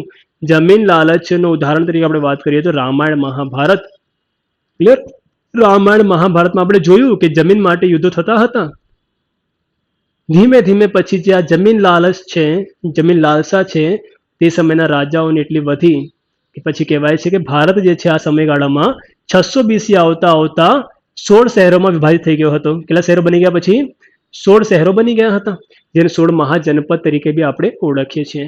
તો ઈસવી પૂર્વેની 6મી સદીમાં 16 મહાજનપદ ભારતમાં હતી, 16 શહેરો હતા જે તે જગ્યાએ. અને પછી હજુ બી જે આપસમાં જે રાજાઓ હતા, જે વિસ્તારવાદની નીતિ હતી, તેનાથી એકતંત્રી રાષ્ટ્રની સ્થાપના કરી મૌર્ય સમ્રાટ ચંદ્રગુપ્ત મૌર્ય દ્વારા. મતલબ મગધ જે હતું. ક્લિયર? 16 મહાજનપદ, 16 શહેરો હતા, પણ આપસમાં બી લોકોનું બનતું ન હતું. એને હજુ બી એકબીજાનું સામ્રાજ્ય, મતલબ પોતાનું સામ્રાજ્ય વધારવાનું હતું. તો પછી ધીમે ધીમે એકતંત્રી રાષ્ટ્ર બન્યું, પછી આ ભારત દેશ બન્યું. ક્લિયર? જેમાં મગધ સામ્રાજ્યએ બાકીના મહાજનપદો પર પોતાનું પ્રભુત્વ સ્થાપિત કર્યું. તો આ છે મિત્રો વૈદિક કાળ. વૈદિક કાળમાંથી જે પ્રશ્નો બની શકે છે એ આપણે વાત કરી. હવે કોની વાત કરવાની છે? તો કે વેદો, પછી જે સ્મૃતિ સાહિત્ય હતા, પુરાણો હતા, રામાયણ મહાભારત ઉપનિષદ વગેરેની વાત કરવાની છે. આપણે શું સમજી ગયા? હવે વૈદિક કાળને સમજી ગયા. ક્લિયર? આર્યોથી સંબંધિત છે આખો કાળ.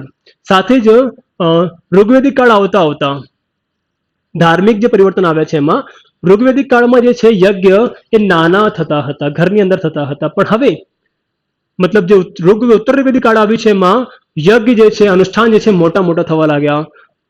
અશ્વમેઘ યજ્ઞ આવી ગયા, રાજસૂય યજ્ઞ વગેરે વેરાયટી આવી ગઈ. સાથે જ ઋગ્વેદિક કાળમાં જે ઇન્દ્ર, અગ્નિ, વરુણ જેવા દેવતાઓની પૂજા થતી હતી, એમનું સ્થાન ઉત્તર ઋગ્વેદિક કાળમાં બ્રહ્મા, વિષ્ણુ, મહેશે લીધું. મતલબ ત્રિમૂર્તિની વ્યાખ્યા અહીંયા આવી ગઈ, ત્રિમૂર્તિની વખાણ અહીંયા માર્કેટમાં ફેલાઈ ગયા. ક્લિયર? સાથે જે ભગવાન વિષ્ણુના અવતાર વગેરે, ચલો ઠીક છે, તો સમજીશું ક્યારેક. પણ ઋગ્વેદિક કાળ અને ઉત્તર ઋગ્વેદિક કાળમાં શું ફરક છે આપણે સમજી ગયા. પેરામીટર શું છે? એક, પુરુષ અને સ્ત્રીઓની સમાજમાં સ્થિતિ પહેલા શું હતી, પછી શું થઈ. ક્લિયર?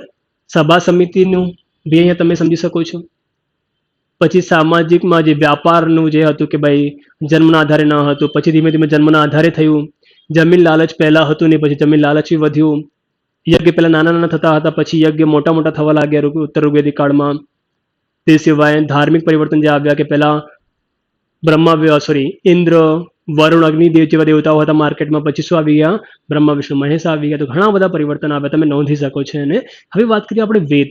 આપણી પાસે મિત્રો 4 વેદ છે, જેમાંથી ઋગ્વેદિક કાળમાં ઋગ્વેદની રચના થઈ છે અને ઉત્તર ઋગ્વેદિક કાળમાં બાકીના જે અન્ય વેદો છે એની રચના થઈ હશે.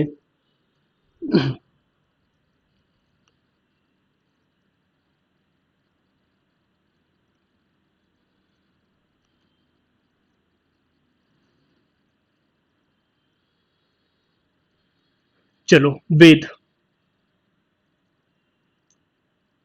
ઓકે, વેદનો જે મતલબ થાય છે કે ભાઈ જ્ઞાન.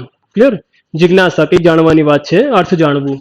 તો વેદનો મતલબ થાય છે અર્થ. શું થાય છે આનું?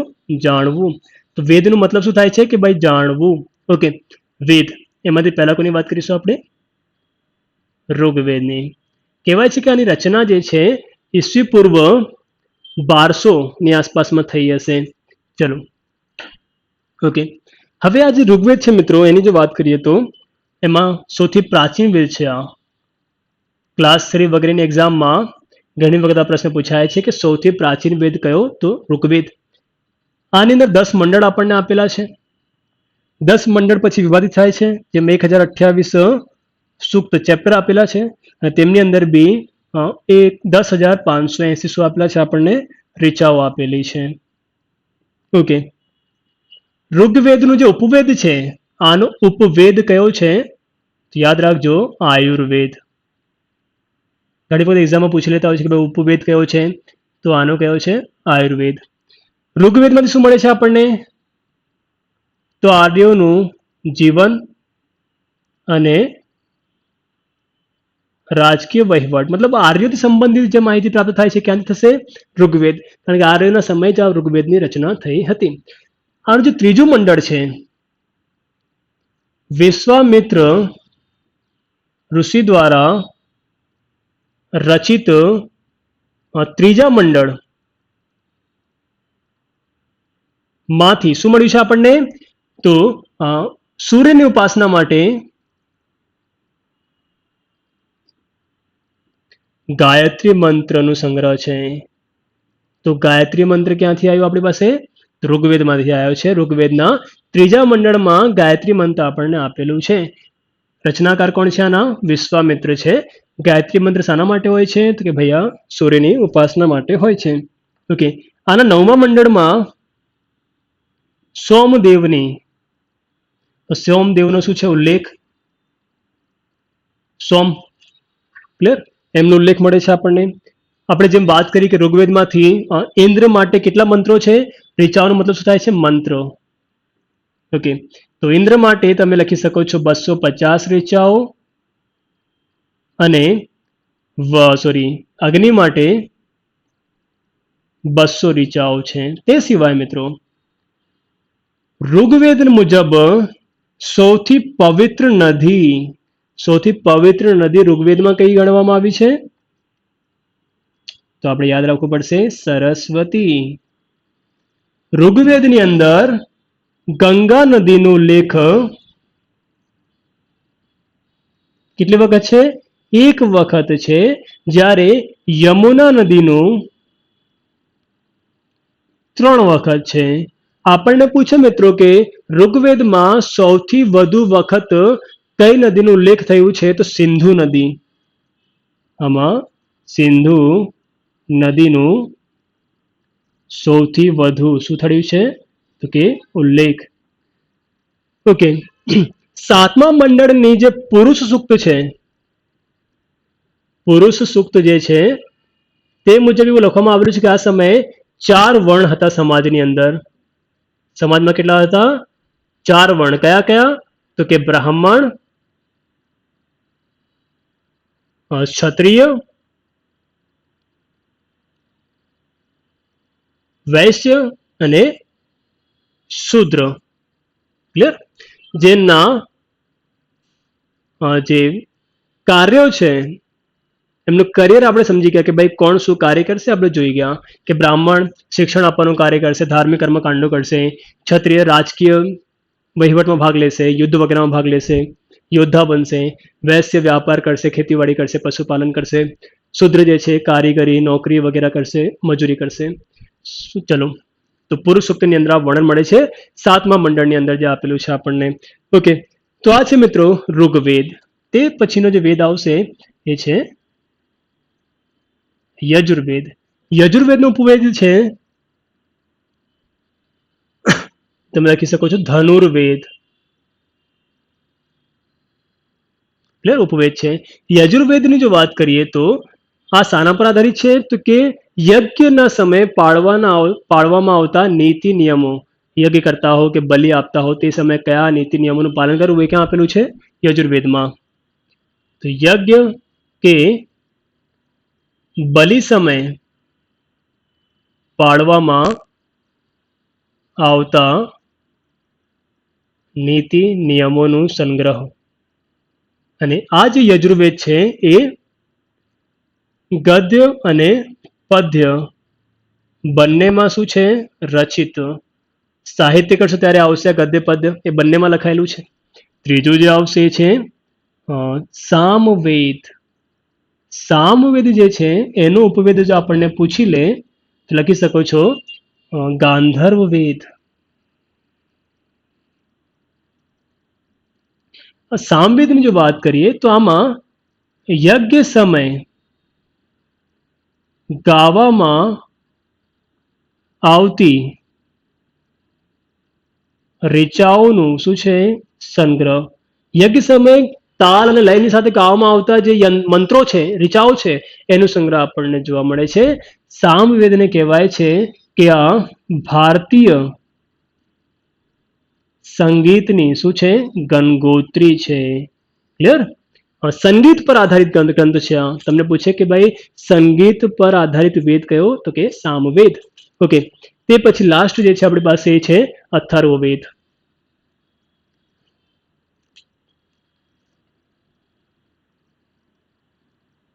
આનો ઉપવેદ કયો છે, તો એ આવશે આપણું શિલ્પવેદ.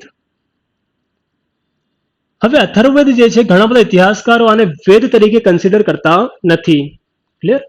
ઘણા બધા ઇતિહાસકારોને વેદ અથવા કહી શકાય કે ત્રણ મુખ્ય વેદોમાં સ્થાન નથી આપતા. મતલબ ઘણા બધા મહાનુભાવો માને છે કે ભાઈ ત્રણ જ વેદ છે, અધર વેદ કોઈ વેદ નથી. સાથે જ સૌથી અંતે રચાયેલ વેદ બી કયો આવશે, અથર્વવેદ. તમને પૂછે કે સૌથી છેલ્લે કયા વેદની રચના થઈ, તો અથર્વવેદની થઈ. અને આ જે અથર્વવેદ છે એમાં શું આપેલું છે આપણને, તો કે કાળા જાદુ, વસીકરણ, ટોટકા, વિવાહ, પ્રેમ જેવા સમય પર શું કરવાનું. ક્લિયર? એ બધી ગતિવિધિઓ અહીંયા આપેલી છે. સાથે જ મુખ્ય રીતે અહીંયા આપેલું છે આપણને રોગોનું ઉપચાર. તો આજે અથર્વવેદ છે ને બંને પાસા છે. એક તરફ સારી બાબત છે કે ભાઈ રોગોનો ઉપચાર, બીજી તરફ કાળા જાદુ, વસીકરણ, ટોટકા વગેરે બી અહીંયા આપેલા છે. તો અથર્વવેદ ને મૂળ વેદ તરીકે ગણવામાં આવતું નથી. ક્લિયર? સાથે સૌથી અંતે રચાયેલ વેદ છે, આની અંદર કાળા જાદુ છે, વસીકરણ છે, ટોટકા છે, વિવાહ, પ્રેમ, રોગોનો ઉપચાર, આ બધું અહીંયા આપેલું છે. સાથે જ અથર્વવેદમાંથી આપણને શું મળે છે, સભા અને સમિતિનો ઉલ્લેખ. અને અથર્વવેદમાં જ આપણને આર્યો અને અનાર્યો વચ્ચે થયેલા યુદ્ધની બી માહિતી પ્રાપ્ત થાય છે. આર્યો તો આપણે સમજી ગયા. અનાર્યો કોણ, તો જ્યારે આર્ય ભારતમાં આવ્યા અને જ્યારે ઉત્તર પ્રદેશ બિહાર તરફ જઈ રહ્યા હતા, તો ઉત્તર પ્રદેશ બિહારમાં પહેલાથી જે લોકો રહેતા હશે એમને આપણે સહિત શું કહી દીધું, અનઆર્યો, કે જે આર્યો નથી તે. તો બની શકે છે ભાઈ આર્યો જ્યારે ગયા ઉત્તર પ્રદેશ બિહાર તરફ, તો ત્યાં જે પહેલાથી લોકો રહેતા હતા જેને આપણે અનાર્યો નામ આપ્યું, એ લોકોએ સંઘર્ષ કર્યો હોય છે, બંને વચ્ચે યુદ્ધ થયા છે. પછી લાસ્ટમાં બંને વચ્ચે સમાધાન થયું, બંને એકબીજાની ધાર્મિક ગતિવિધિઓને અપનાવી અને શાંતિથી રહેવા લાગ્યા. તો આ છે ચાર વેદ જે આપણે વાત કરી. ક્લિયર? તો વેદો મિત્રો અહીંયા પૂરા થઈ જાય છે. હવે વાત કરીએ મિત્રો આપણે સ્મૃતિ સાહિત્યોની. ક્લિયર?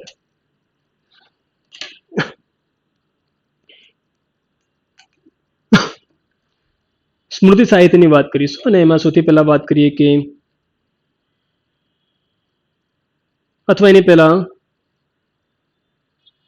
દર્શન સાહિત્યને આપણે જોઈ લઈએ કે ભાઈ યોગ દર્શન, સાંખ્ય દર્શન, યોગ દર્શન, સાંખ્ય દર્શન, ન્યાય દર્શન, ઉત્તર મીમાંસા, પૂર્વ મીમાંસા, આ બધું શું છે, એના લેખક કોણ એને સમજી લઈએ.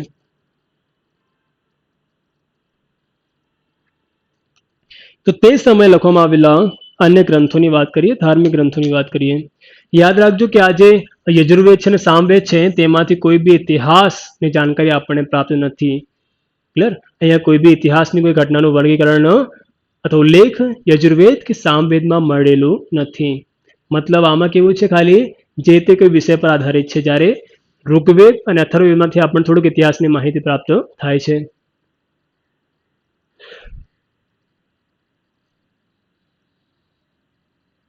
ચલો, તો જ્યારે ભારતનો ઇતિહાસ આપણે કરીશું ત્યારે વૈદિક કાળને હજુ વધુ ઊંડાઈથી બી આપણે સમજીશું. અહીંયા ખાલી આપણે મુખ્ય તો ચાર વેદો ચલાવવાના હતા, પણ વેદો તો પછી આર્ય શબ્દ જે આવે છે તે બી આપણને પછી ખ્યાલ ના હોય તો આપણે એક ઓવરવ્યૂ આર્યોના જીવનથી પ્રાપ્ત કર્યું કે આર્ય કોણ હતા, ક્યાંથી ભારતમાં આવ્યા. ઓકે, ચલો દર્શન ગ્રંથને જોઈ લઈએ. હવે એમાં નંબર 1 વાત કરી લઈએ આપણે સાંખ્ય દર્શન. સાંખ્ય દર્શન મતલબ કોની રચના છે, તો યાદ રાખવાનું કે સાંખ્ય દર્શન કપિલ મુનિ, કોને લખ્યું છે, તો કપિલ મુનિની રચના છે. ન્યાય દર્શન તો ગૌતમ ઋષિની રચના છે. ત્રીજું આવશે યોગ દર્શન, તો એક કવિ અથવા ઋષિ પતંજલિ ની રચના છે. પછી આવશે ઉત્તર મીમાંસા, એ બાદરાયણની રચના છે. પછી આપણે વાત કરીએ તો પૂર્વ મી માસા, એ લખીશું આપણે જૈમિની. તો આ દર્શન ગ્રંથ છે. પછી આવે છે કે સ્મૃતિ સાહિત્ય. આપણે ક્લાસની એક્ઝામ આવો પ્રશ્ન પૂછી શકે છે, ભાઈ કયો ગ્રંથ કોણે લખ્યું. સ્મૃતિ સાહિત્ય જે છે એમાં યાદ રાખો કે આ સૌથી પ્રાચીન જે સ્મૃતિ સાહિત્ય છે કયો આવશે તો મનુસ્મૃતિની વાત કરી શકાય છે અહીંયાથી. મનુસ્મૃતિ કોણે લખી છે તો મનુએ લખી હતી. કેમ ખાસ છે તો આ છે સૌ પ્રથમ કાયદા સંગ્રહ, કાયદા પર આધારિત આ પુસ્તક મનુસ્મૃતિની વાત કરી શકાય છે. સ્મૃતિ સાહિત્યનો જ ભાગ ગણવામાં આવે છે પુરાણોને. પુરાણોની સંખ્યા કેટલી છે તો 18 છે. પુરાણો કુલ કેટલા છે આપણી પાસે તો કુલ 18 છે. આ જે પુરાણો છે એમાં સૌથી પ્રાચીન ગણવામાં આવે છે, સૌથી પ્રામાણિક ગણવામાં આવે છે મત્સ્ય પુરાણને. સૌથી પ્રાચીન અને પ્રમાણિત ગણવામાં આવે છે આને. ઓકે, મત્સ્ય પુરાણમાંથી સાતવાહન વંશની જાણકારી પ્રાપ્ત આપણને થાય છે. ઓકે, તે પછી જેમ કે વિષ્ણુના અવતાર, આ ગુપ્ત સામ્રાજ્યની સમયની વાતો છે કે ધીમે ધીમે ધીમે ધીમે જેમ ભારતીય સમાજ વિકસિત થશે, સમાજની અંદર શ્રી કૃષ્ણ ભગવાન રામના અવતારોની વાત માર્કેટમાં આવી જશે કે આ બંને ભગવાન વિષ્ણુના અવતાર છે. તો ભગવાન વિષ્ણુ પર આધારિત ઘણા બધા પુરાણો લખવામાં આવ્યા, જેમ કે વિષ્ણુ પુરાણ છે, વાયુ પુરાણ છે, ગરુડ પુરાણ છે, વામન અવતાર પુરાણ છે, ક્લિયર, વરાહ પુરાણ છે. તો આવા પુરાણો રચના થઈ ગઈ. ભગવાન શિવના જે ભક્તો હતા એમને શું કરી શિવ પુરાણની રચના કરી. તો આવી રીતના પુરાણો બનવા લાગ્યા. ગરુડ પુરાણની આપણે વાત કરી લઈએ. કેમ ખાસ અહીંયા છે તો કે ગરુડ પુરાણ જે છે, જો કોઈ વ્યક્તિનું અવસાન થઈ જાય તો અવસાન પછી આ ગરુડ પુરાણનો પાઠ કરવામાં આવે છે. ગરુડ પુરાણમાં મર્યા પછીના જીવનની વાત કરવામાં આવેલી છે કે જો મરીશું તો પછી આપણી જે આત્મા છે એ તમારા કર્મ પર આધારિત ફળ ભોગવે છે. પુણ્ય કર્યું છે કે પાપ કર્યું છે. જો પાપ કર્યું હશે તો કહેવાય છે કે એક વેતરણી નદી આવે છે અહીંયાથી યમલોકની વચ્ચે. તમે જાઓ તો ક્લિયર, જાઓ ત્યારે યાદ રાખજો આ વાતને આપણી, કે યમલોક જતી વખતે વચ્ચે શું આવશે, એક વેતરણી નદી આવશે. જો તમે પાપ કર્યા હશે તો એ નદી જે છે જ્વાળાયુક્ત નદી હોય છે, અગ્નિ હોય છે એની અંદર નદીમાં, એ તમારે તરીને પાસ કરવાની. જો પુણ્ય કર્યા હશે તો કહેવાય છે કે યમદૂત આપણને સીધા લઈ જાય છે, નદીમાંથી આપણે તરવું પડતું નથી. ચલો, તો ગરુડ પુરાણની વાત કરીએ આપણે. વિષ્ણુ પુરાણ, વાયુ પુરાણ, ગરુડ પુરાણ, બધા પુરાણો છે. ક્લિયર. હવે આગળ વધતા આપણે વાત કરીએ ઉપનિષદ. ઉપનિષદ જે છે એનો મતલબ થાય છે કે ભૈયા ગુરુની પાસે બેસીને લેવાતી શિક્ષા. એક સમય આવ્યો કે બ્રાહ્મણો પછી આશ્રમમાં જ શિક્ષણ કાર્ય શરૂ કર્યું એમને. તો બ્રાહ્મણો પાસે કઈ એનસીઆરટી જીસીઆરટીની તો પાઠ્યપુસ્તકો હતી નહીં કે ભાઈ ચલો લેક્ચર શરૂ કરીએ. એ લોકોનું પોતાનું હતું. તે લોકો શું કરતા, આ ધાર્મિક ગ્રંથોનું શિક્ષણ આપતા વિદ્યાર્થીઓને. ઉપનિષદોની સંખ્યા જે છે કેટલી હતી, 108 હતી.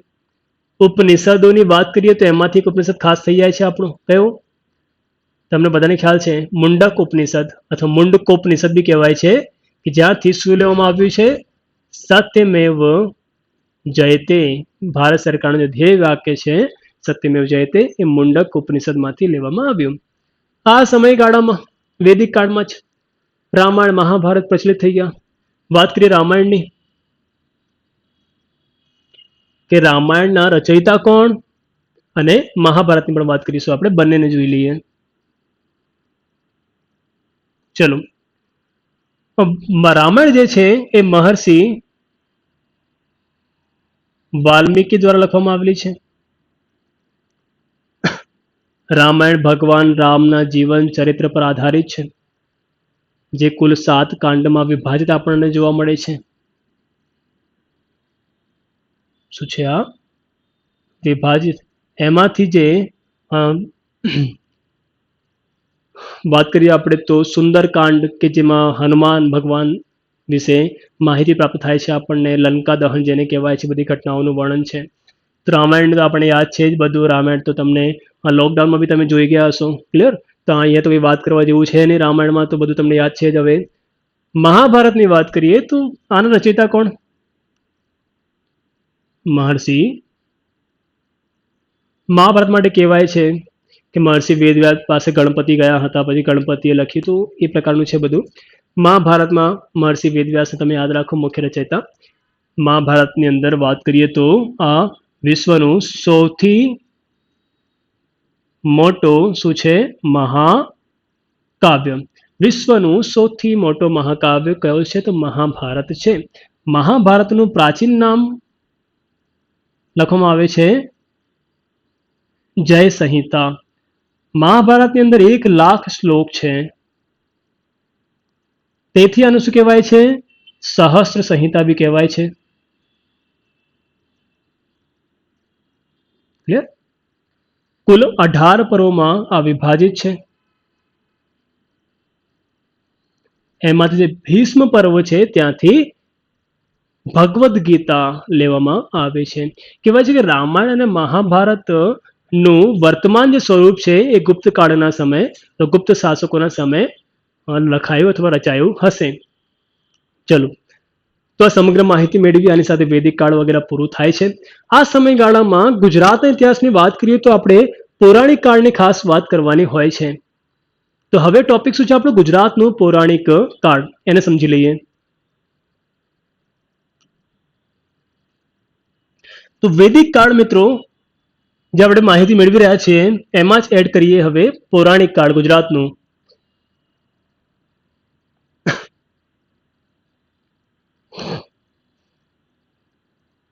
મતલબ ભગવાન શ્રી કૃષ્ણની વાત કરીશું આપણે અહીંયા. તો ટાઇટલ આપી દઈએ પૌરાણિક કાળ. વૈદિક કાળથી જોડાયેલું ગુજરાતનું પૌરાણિક કાળ. ઓકે, ગુજરાતની પૌરાણિક કાળની વાત કરીએ આપણે તો એક સ્ટોરી છે. સૌથી પહેલા સ્ટોરીમાં કોણ આવશે? તો સૂર્યદેવ આવશે. કોણ આવશે અહીંયા? તો સૂર્ય. આપણને ખબર છે કે હિન્દુ ધર્મ, હિન્દુ જે માઇથોલોજી છે એમાં સૂર્ય જે એક તારો છે એને એક દેવતા તરીકે માનવામાં આવે છે. તો સૂર્ય દેવતાના લગ્ન કહેવાય છે એવું કે થયા હતા સંધ્યા સાથે. અને જે સંધ્યા છે એ કોઈની પુત્રી હતી? તો વિશ્વકર્માની શું હતી? પુત્રી. વિશ્વકર્મા જે દેવતાઓના સ્થપતિ તરીકે કહેવાય છે. ક્લિયર? હવે સૂર્ય અને સંધ્યાના શું થઈ ગયા છે? લગ્ન. અહીંયા પ્લસનો મતલબ શું છે કે ભાઈ લગ્ન થઈ ગયા છે. આમના પછી જે પુત્રો થયા એમાં ખાસ કરીને વાત કરી શકાય છે યમ, યમુના અને મનુ. યમ તો આપણને ખબર છે, યમલોક સંભાળતા થયા, યમુના નદી તરીકે સ્થાપિત થઈ ગઈ. અને મનુની વાત કરવી પડશે આપણે. તો સૂર્ય ભગવાન ના જે પુત્ર છે આ મનુ. કહેવાય છે કે આ મનુ એ પૃથ્વીલોક પર આવે છે અને ભારતનું જે વિસ્તાર છે ત્યાં પોતાની સત્તા સ્થાપિત કરે છે. ભારતમાં શું કરી અને સત્તા સ્થાપિત કરી અને શાસન ચલાવવાની શરૂઆત કરી. તો આ મનુથી આપણે કનેક્ટ કરી શકીએ છીએ ભારતને. તો મનુ જે આવ્યા પછી મનુના જે પુત્રો હતા, તો મનુએ પોતાના પુત્રોની વચ્ચે પોતાનું જે સામ્રાજ્ય હતું એને વિભાજિત કર્યું કે ભાઈ તું આ જઈને આ સંભાળી લે, તું આ સંભાળી લે, તું આ સંભાળી લે. તો આ જે લોટરી લાગતી હતી તેમાં એક એમનું જે પુત્રનું નામ છે આપણી પાસે છે સર્યાતી. તો મનુના જે પુત્ર હતા સર્યાત્રી જે છે સર્યાતી, એમને હાલના ગુજરાત પ્રદેશનું શાસન મળ્યું હતું. મનુ જે વહેંચણી કરી રહ્યા હતા સામ્રાજ્યની પોતાના પુત્રોની વચ્ચે, એમાં સૌરાષ્ટ્ર તરફનો જે વિસ્તાર છે હાલનો, એ સૌરાષ્ટ્ર તરફનો જે વિસ્તાર છે ત્યાં કોની સત્તા આવી? સર્યાતીની. સૌરાષ્ટ્ર એટલે શું? જો કઈ મિત્રોને ખ્યાલ ના હોય તો આ જે ભાગ છે ગુજરાતના નકશાનો એને શું કહેવાય છે? સૌરાષ્ટ્ર. કારણ કે 15 ફેબ્રુઆરી 1948ના રોજ એક નવું રાજ્ય બન્યું હતું આઝાદી પછી, યુનાઇટેડ સ્ટેટ ઓફ કાઠિયાવાડ. જે 1954માં સૌરાષ્ટ્ર થયું. તો તેથી આ જે પોર્શન છે ગુજરાતના નકશાનું એને સૌરાષ્ટ્ર તરીકે અત્યારે ઓળખવામાં આવે છે. કાઠિયાવાડ બી આપણે કહેતા હોઈએ છીએ. તો સરિયાતી જે છે એના ભાગે શું આવી જાય છે? સૌરાષ્ટ્રનું શાસન આવી જાય છે એમના ભાગે. એટલે આપણે કહી શકીએ કે ભાઈ ગુજરાતના પૌરાણિક કાળની શરૂઆત કોના સમયથી થાય છે? તો શું આવશે? સરિયાતીના સમયથી થાય છે. કારણ કે અહીંયાથી આપણને પ્રોપર ઇતિહાસ મળશે. તો સરિયાતીના સમયથી ગુજરાતના પૌરાણિક કાળની શરૂઆત થાય છે. સરિયાતી આવ્યા અને સરિયાતી પછી પોતાની રાજધાની શું રાખી? અહીંયા તેમની રાજધાની હતી કુશસ્થળી. ક્લિયર? શાસન ચલાવી રહ્યા હતા. હવે આજે સરિયાતી છે મિત્રો, એમની સંતાન, એક તરફ આપણે એમની પુત્રીની વાત કરીએ અને સાથે બીજી તરફ કોની વાત કરીશું? તો એમના પુત્રની. પુત્રીનું નામ હતું સુકન્યા અને પુત્રનું નામ હતું આનર્થ. હવે આ જે આનર્થ છે મિત્રો, એમને પોતાની જે રાજધાની છે, રાજધાની ક્યાં ખસેડી? ઉત્તર ગુજરાત તરફ ખસેડી. પહેલા જે સરિયાતી છે એમની રાજધાની કુશસ્થળી માનવામાં આવે છે કે આ લગભગ માની લો કે ભાવનગર સાઈડનો વિસ્તાર હતો. પછી જે આનર્થ આવ્યા છે, આનર્થ શું કરી? રાજધાની પોતાની ઉત્તર ગુજરાતમાં ખસેડી. નામ શું આપ્યું? આનર્તપુર, જે હાલ વડનગર તરીકે ઓળખાય છે, મહેસાણાની અંદર આવેલો. ક્લિયર? તો વડનગરનું પ્રાચીન નામ આનર્તપુરી કેમ છે? કારણ કે કહેવાય છે કે આનર્ત જે આવ્યા હતા એમનું ત્યાં શાસન હતું, એમને પોતાની રાજધાની ત્યાં બનાવી હતી. અને આનંદનું શાસન આવ્યું તો ત્યાં ચમત્કારો થવા લાગ્યા, ત્યાં લોકો આનંદ અનુભવવા લાગ્યા. તો વડનગરના પ્રાચીન નામ આનંદપુરી, આનંદપુરી, ચમત્કારપુરી. ચલો, તો આનંદ રાજધાની શું રાખી એમને? આનર્તપુર, જે હાલનું શું કહેવાય છે? હવે એને વડનગર ગણવામાં આવે છે. ઓકે, આપણને ખબર છે કે એક સમયે એવું આવશે કે ઉત્તર ભારત માટે સમુચ્ચય, ઉત્તર ગુજરાત માટે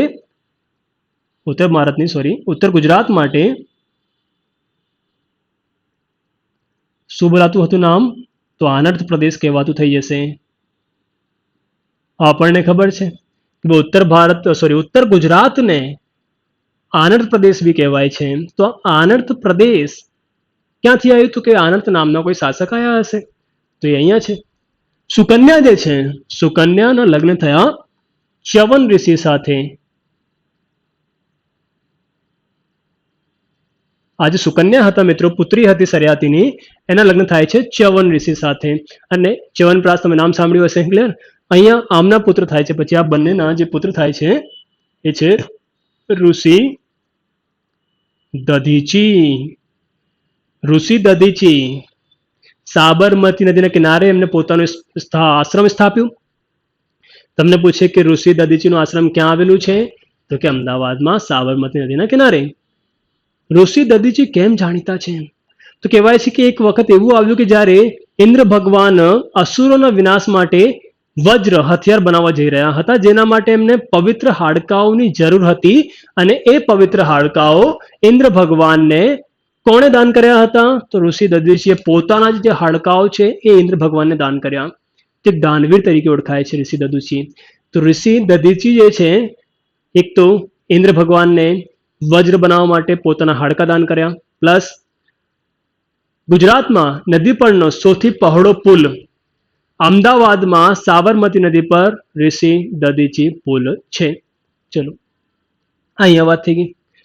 આનર્તમની જે વાત કરીએ આપણે, આનર્તના પછી વંશજ થયા. સમય ગયો છે આગળ, ધીમે ધીમે ધીમે ધીમે ધીમે વંશજ જે આવશે હવે રેવતથી આપણે કનેક્ટ કરીશું. ચલો, રેવત જે છે એ કકુદમી વંશના હતા.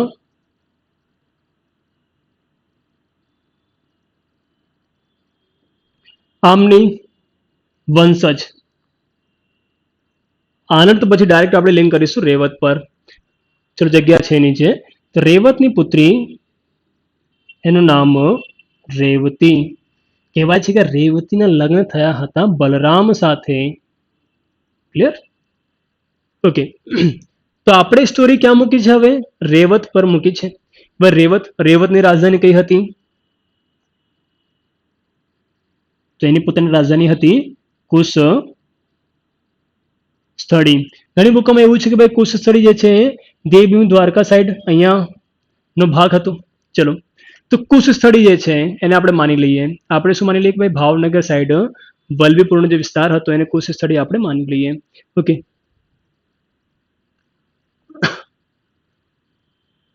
ઠીક છે. હવે જોઈએ આગળ સ્ટોરીમાં સૂર્ય અને સંધ્યાની વાત કર્યા પછી મનુ, સર્યાતી, સુકન્યા, આનર્તના વંશજ, પછી રેવત પર આપણે આવી ગયા અને ત્યાં સ્ટોરીને આપણે હોલ્ડ કરી છે. હવે બીજી બાજુ જોઈએ શ્રી કૃષ્ણ ભગવાન. કારણ કે બલરામનું નામ આવી ગયું, તો બલરામ અચાનકથી ગુજરાતમાં કઈ રીતના તે સમજી લઈએ. આપણે ભગવાન શ્રી કૃષ્ણની વાત કરવી પડશે.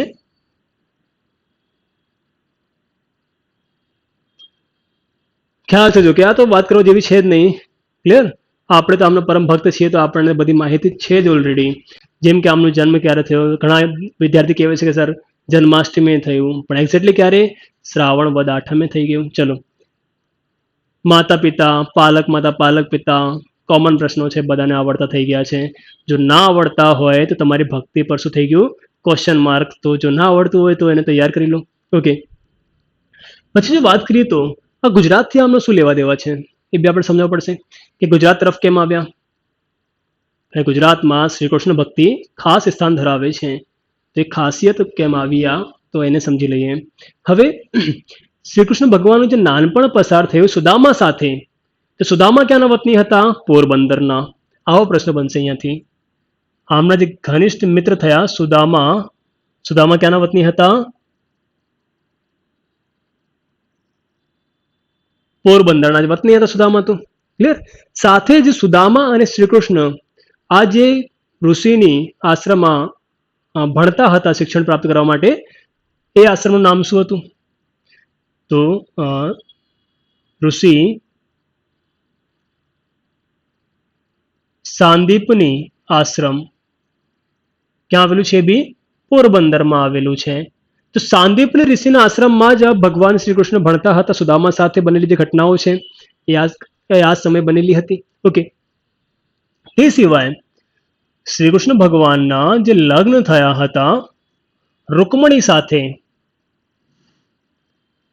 રૂકમણી કહેવાય છે કે આસામ તરફ ની રાજકુમારી હતી. રૂકમણીના ભાઈનું નામ રૂકમી હતું, એ બી એક યોદ્ધા થઈ ગયો છે. રૂકમીની ઈચ્છા હતી કે રૂકમણીના લગ્ન શિશુપાલ સાથે થાય. તો આનો જે ભાઈ હતો, ભાઈ રૂકમીની ઈચ્છા શું હતી? કે લગ્ન રૂકમણીના શિશુપાલ સાથે થાય. પણ રૂકમણીની ઈચ્છા શું હતી? તે તો મનમાં શ્રી કૃષ્ણ ભગવાનને પ્રેમ કરતા હતા. તો કહેવાય છે કે રૂકમણીએ પત્ર લખીને શ્રી કૃષ્ણને પોતાનું અપહરણ કરવાનું આમંત્રણ આપ્યું હતું. તો આ અપહરણ કરી છે ભાઈ આપણા ભગવાન છે. તો શ્રી કૃષ્ણ ભગવાને પછી રૂકમણીનું અપહરણ કર્યું અને ક્યાં લઈને આવ્યા હતા? પોરબંદરના માધવપુર ખાતે. તો પોરબંદરના હાલનું જે માધવપુર છે, માધવપુર ખાતે શું કર્યા? લગ્ન. કોણે? શ્રી કૃષ્ણ ભગવાને. તો શ્રી કૃષ્ણ શું કર્યું? તો કે પોરબંદરના માધવપુર ખાતે રૂકમણી સાથે લગ્ન કર્યા હતા. એમની યાદમાં માધવરાયનો મેળો બી ભરાય છે માધવપુર ખાતે. ક્લિયર? એ બી જોઈશું આપણે વિસ્તારથી ક્યારેક. બીજા લગ્નની જે વાત કરીએ તો જામવંતી સાથે જે કર્યા હતા એ ક્યાં કર્યા છે એમને? તો બળડુંગરની ગુફા, બળડુંગરમાં જે જામવંતની ગુફા આવેલી છે. જામવંત કોણ? તો રામાયણ કાળમાં તમે એક હનુમાનની સાથે એક રીંછને જોયા હશે. એ રીંછ કૃષ્ણ અવતારમાં બી આપણને જોવા મળે છે. એક મણીની રક્ષા કરતા હતા. એ મણી પ્રાપ્ત કરવા માટે જ્યારે કૃષ્ણ ભગવાન જાય છે ગુફામાં, જામવંતની ગુફામાં, ત્યારે બંને વચ્ચે યુદ્ધ થાય છે અને પછી બંને વચ્ચે ઇન્ટ્રોડક્શન બી થઈ જાય છે કે હું આ છું, હું આ છું. પછી જામવંત એ મળી બી આપે છે અને સાથે જ પોતાની પુત્રીના લગ્ન બી કરાવે છે.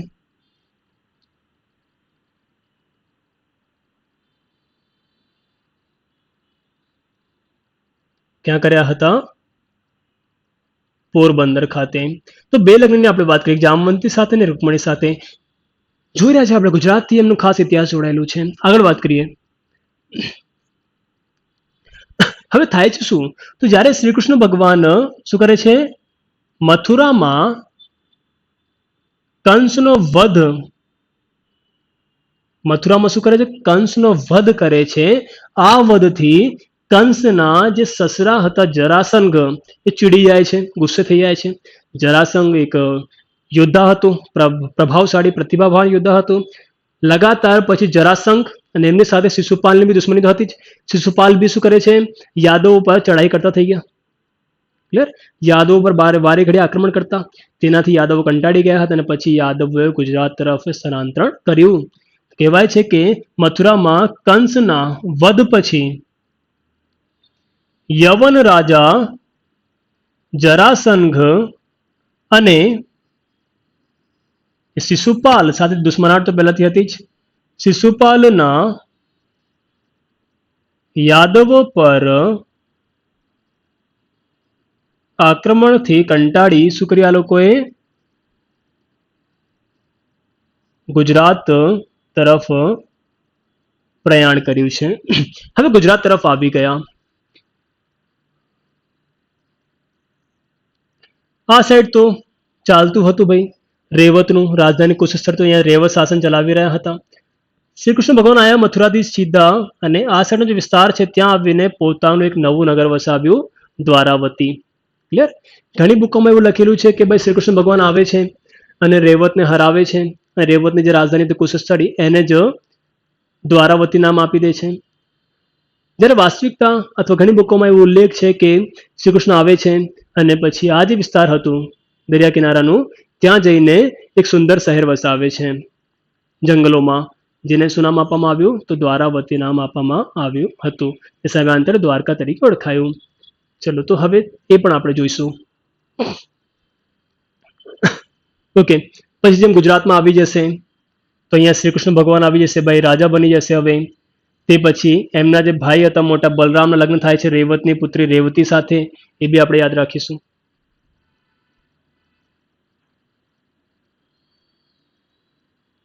પછી ભગવાન શ્રી કૃષ્ણના એક પિતરાઈ ભાઈ હતા અરિષ્ટનેમી. કહેવાય છે કે અરિષ્ટનેમી જ્યારે લગ્નના મંડપમાં બેઠા હતા ત્યારે ગાયો ના રડવાની ધૂન સાંભળીને અરિષ્ટનેમીના મનમાં વૈરાગ્ય ઉભો થયો અને એમને પછી ઘર સંસારનો ત્યાગ કરીને ગિરનાર પર્વત પર તપસ્યા કરી અને જૈન ધર્મના 22માં તીર્થંકર થયા. અરિષ્ટનેમી જે નેમિનાથ તરીકે ઓળખાયા, ગિરનાર પર્વત પર નિર્વાણ પામ્યા. તો શ્રી કૃષ્ણ સાથે સંકળાયેલા છે.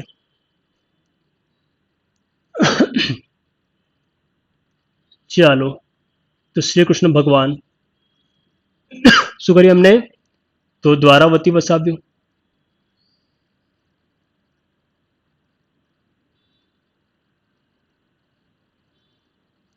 ઘણી બુકોમાં એવું પણ લખેલું છે કે ભાઈ ગુજરાતમાં આવે છે, રેવતને હરાવે છે, કુશ સ્થળોનું નામ શું કરે છે? દ્વારાવતી કરે છે. તો એવું પૂછે આપણને કે ભાઈ દ્વારકાનું પ્રાચીન નામ શું હતું? તો કે દ્વારાવતી. તેનાથી પ્રાચીન પૂછે તો ભાઈ કુશ સ્થળી ઓપ્શનમાં હોય તો એ બી સાચું માનીને લખી દેવાનું. ઓકે, હવે શ્રી કૃષ્ણ ભગવાને શંખો દ્વાર વિકસાવ્યું હતું. અહીંયા શું વિકસાવ્યું? શંખો દ્વાર. એટલે હાલનું શું છે? આ બેટ દ્વારકા કહેવાય છે. આ શંખો દ્વારમાં પટરાણીઓ સાથે રહેવાનું મહેલ આવેલું હતું. સાથે શું આવેલું હતું?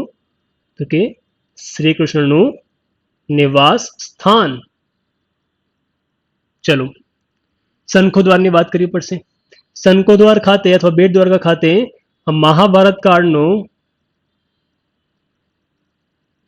શું આવેલું છે?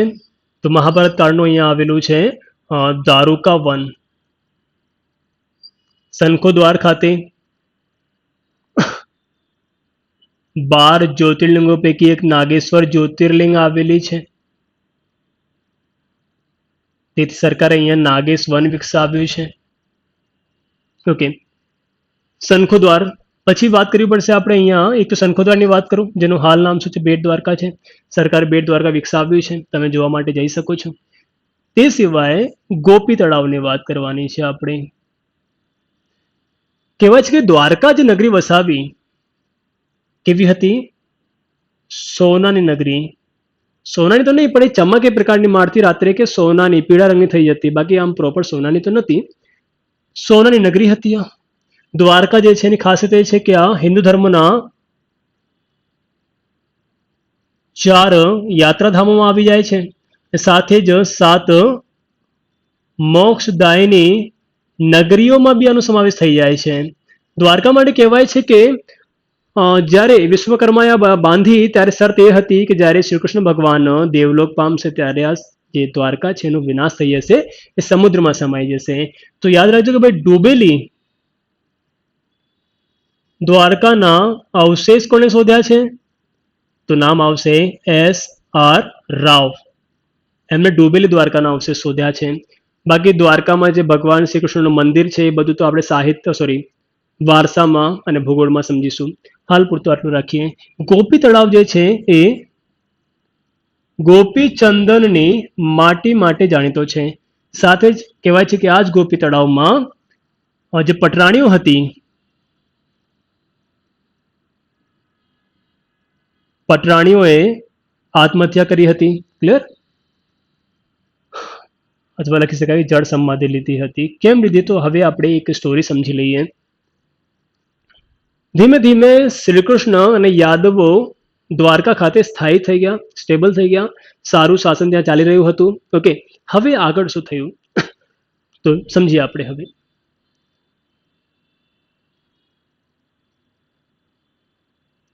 તો આ સાઈડના વિસ્તારમાં યાદવો રહી રહ્યા હતા.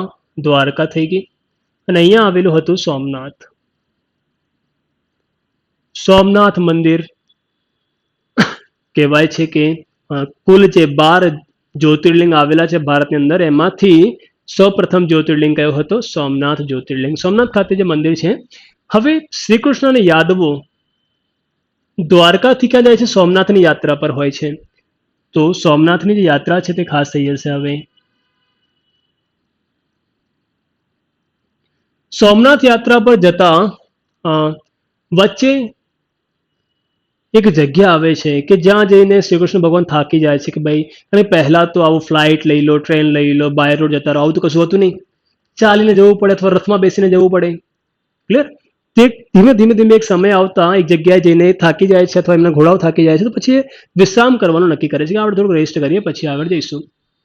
ઓકે, તો હવે એક જગ્યાનું નામ છે ભાલકા તીર્થ. ક્યાં આવેલી છે? તો તમામ વાત ગીર સોમનાથ જિલ્લાની છે. હવેથી ભાલકા તીર્થ જગ્યા હતી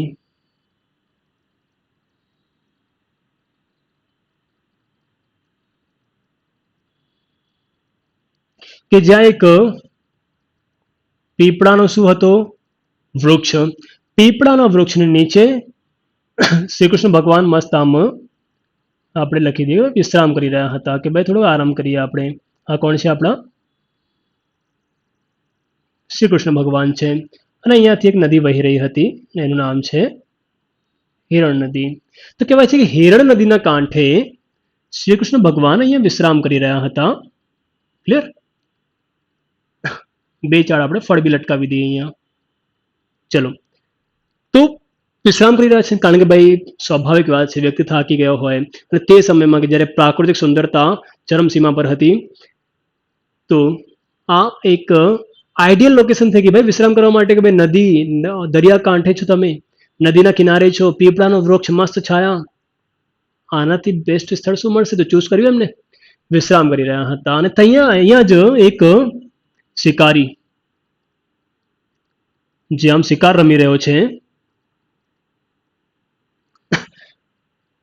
શિકારી જેને આપણે પારધી બી કહીએ છીએ. પારધી એટલે શિકારી થાય છે. તો પારધી જે છે શિકાર કરી રહ્યો હતો, એક શિકારી શિકાર કરી રહ્યો હતો. તે પછી એક બાણ ચલાવે છે, જે બાણ જઈને શ્રી કૃષ્ણ ભગવાનના જમણા પગના અંગૂઠાના તળિયે જઈને વાગી જાય છે. ક્લિયર? ક્યાં વાગે છે? તો જમણા પગના અંગૂઠાના તળિયે જઈને વાગે છે. કારણ કે ભગવાન શ્રી કૃષ્ણને જે વરદાન મળ્યું હતું શાંતિપની ઋષિ દ્વારા, તે મુજબ ખાલી તળિયું જે છે એમનું એ જ કાચું હતું. બાકી આખું શરીર જે છે એ અપરાજિત અથવા ભેદી શકાય એવું હતું જ નહીં. તળિયા જે છે એમના પગના ખાલી એ જ કાચા રહી ગયા હતા અને ત્યાં જઈને પગમાં વાગે છે તીર અને શ્રી કૃષ્ણ ભગવાન દેવલોક સુધાર્યા. તો ભાલકા તીર્થ ખાતે કહેવાય છે કે ભગવાન શ્રી કૃષ્ણનું શું થયું હતું? અવસાન. હવે આ અવસાનની વાત સાંભળીને એક જગ્યા છે ગીર સોમનાથમાં જ, યાદવા સ્થળી. આ જગ્યાએ કહેવાય છે કે યાદવોનું શું થઈ ગયું હતું? સંપૂર્ણ વિનાશ. યાદવોને શ્રી કૃષ્ણ ભગવાન એક શ્રાપ હતું આ ગાંધારીનું. મહાભારતનું યુદ્ધ કે જેમાં કૌરવોનું વિનાશ થઈ જાય છે, બધા જ પુત્રો મરી જાય છે ગાંધારીના. તો યુદ્ધ પછી ગાંધારી ભગવાન શ્રી કૃષ્ણને બી શ્રાપ આપી દે છે કે જેમ તમે તે મારા ખોડુનો વિનાશ કરાવ્યો છે. કારણ કે આપણને ખબર છે પાંડવોની જીતમાં મોટો હાથ ભગવાન શ્રી કૃષ્ણનો હતો. તો ગાંધારી શ્રાપ આપે છે કે જેમ તે મારા કુળનો વિનાશ કર્યો છે અથવા કરાવ્યો છે તેમ તારા કુળનો વિનાશ બી થશે. તો જેમ ભગવાન શ્રી કૃષ્ણનું અવસાન થઈ જાય છે, આ વાત સાંભળીને યાદવોની માનસિકતા એવી થઈ જાય છે, શ્રાપ કામ કરી જાય છે કે જેથી યાદવો અંદર અંદર લડાય છે, એકબીજાને મારી નાખે છે, એ સંપૂર્ણ વિનાશ થાય છે. તે પછી જગ્યા છે આપણી પાસે દેહોત્સર્ગધામ. અહીંયા એવું કહેવાય છે કે શ્રી કૃષ્ણ ભગવાનનું અહીંયા અંતિમ સંસ્કાર કરવામાં આવ્યું હતું. તો અંતિમ સંસ્કાર ક્યાં થયું? દેહોત્સર્ગધામ ખાતે. ત્રણ સ્થળ, ત્રણેય ક્યાં આવેલા છે? ગીર સોમનાથમાં જ આવેલા છે. ત્રણેય ભગવાન શ્રી કૃષ્ણ સાથે જોડાયેલા છે, પૌરાણિક કાળથી જોડાયેલા છે. હવે થયું શું? તો જેમ આ બધી ઘટનાની જાણ થાય છે દ્વારકામાં, દ્વારકા પછી ધ્વંસની શરૂઆત થઈ જાય છે. દ્વારકા જે છે સમુદ્રમાં ડૂબવાની શરૂઆત થઈ જાય છે. અને આ સમય પછી અર્જુન આવે છે. કોણ આવે છે અહીંયા? અર્જુન. મહાન પરાક્રમી, ગાંડવધારી અથવા ધનુર્ધારી તમે કહી શકો છો. ધનુર્ધારી અર્જુન આવે છે. શાના માટે? તો કે એમને બધું ખ્યાલ આવે છે કે આ બધું થયું છે, આ બનાવ બન્યા છે. તો પછી આવે છે અને દ્વારકા ખાતે જે પટરાણીઓ હતી, જે ગોપીઓ હતી અને જે ભગવાન શ્રી કૃષ્ણના વંશજ હતા વજ્ર, એમને લઈને પાસે જતા હોય છે મથુરા તરફ. તો જ્યારે અર્જુન આવે છે અને દ્વારકાથી પટરાણીઓ ગોપીઓને સાથે લઈને જતા હોય છે એમના રક્ષણ માટે, ત્યારે કહેવાય છે કે રસ્તે અર્જુન પર ભીલોનું આક્રમણ થાય છે. ગુજરાતમાં વસતી સૌથી પ્રાચીન જો કોઈ જાતિ હોય તો ભીલોને ગણવામાં આવે છે. આ ભીલો નામ ઘણી વખત આવ્યા છે આપણા ઇતિહાસમાં, આવશે આગળ ભી. ભીલો ભીલો ભીલો, કારણ કે આ ભાગમાં પહેલા ભીલો જ રહેતા હતા, જંગલી પ્રજા રહેતી હતી. ઓકે, વનવાસી લોકો રહેતા હતા. તે જ ભીલો પછી અર્જુન પર આક્રમણ કર્યું. એક અર્જુન કે જે સમગ્ર સેનાને પોતાના ધનુષ બાણથી હરાવી શકતો હતો. તમે વિરાટ યુદ્ધ બી જોઈ શકો છો, ક્લિયર. એ જ અર્જુન અહીંયા ભીલો સામે હારી જાય છે. એનો મતલબ કે ભગવાન અહીંયા સમયનો ચક્ર સાબિત કરીને બતાડ્યું કે એ જ અર્જુન છે કે જેના ગાંડીવની એક ધધકારથી પ્રલય આવી જતી, દુનિયા હલી જતી. એ જ અર્જુન, એ જ પરાક્રમી અર્જુન અહીંયા ભીલો સામે હારી ગયો. ભીલો સામે હારી ગયો. કહેવાય છે કે પછી જે ગોપીઓ હતી એમને ભીલો લૂંટી લે છે, લઈ જાય છે પોતાની સાથે. અને સાથે જે પટરાણીઓ હતી એ પછી ગોપી તળાવમાં જળ સમાધિ લે છે. ક્લિયર. પછી અર્જુન શ્રી કૃષ્ણ ભગવાનના જે વંશજ હતા વજ્ર, એ વજ્રને લઈ જાય છે મથુરા. અને ત્યાં પછી વજ્રનું રાજ્યાભિષેક કરાવે છે અને પછી યાદવ વંશ ત્યાંથી ફરીથી શરૂ થઈ જાય છે. ક્લિયર. તો ભગવાન શ્રી કૃષ્ણના વંશજોની વાત કરીએ તો શ્રી કૃષ્ણ ભગવાન પછી એમના પુત્ર આવે છે પ્રદ્યુમ્ન અથવા પ્રદ્યુમન. પ્રદ્યુમ્ન જે હતા એ બી ભગવાન શ્રી કૃષ્ણ જેવા જ પરાક્રમી હતા. ક્લિયર. પ્રદ્યુમ્ન તમે લોક લીલા જોઈ શકો છો. ચલો, પછી અનિરુદ્ધ આવે છે અને એના પછી આવે છે વજ્રનાભ. આ વજ્રનાભને શું કરે છે? તો અર્જુન આમનો મથુરા ખાતે રાજ્યાભિષેક કરાવે છે અને યાદવ વંશ ફરીથી કન્ટિન્યુ થાય છે. અને આ જ વજ્રનાભે કહેવાય છે કે દ્વારકા ખાતે અથવા દ્વારકા નગરી ફરીથી વસાવી. તો દ્વારકા ખાતે દ્વારકાધીશ નું મંદિર હાલ જે દ્વારકા મંદિર આપણે જોઈએ છીએ જઈએ છીએ ફરવા માટે એ વજ્રનાભ દ્વારા બંધાયા હોવાની માન્યતા છે. ક્લિયર? કારણ કે મૂળ જે દ્વારકા હતી તે સમુદ્રમાં સમાઈ ગઈ છે. એના અવશેષ તરીકેની દિવાલ બી આપણને પ્રાપ્ત થાય છે. એસઆર રાવ એક દિવાલ શોધી છે કે જે દ્વારકા કાળની સાબિત થઈ છે.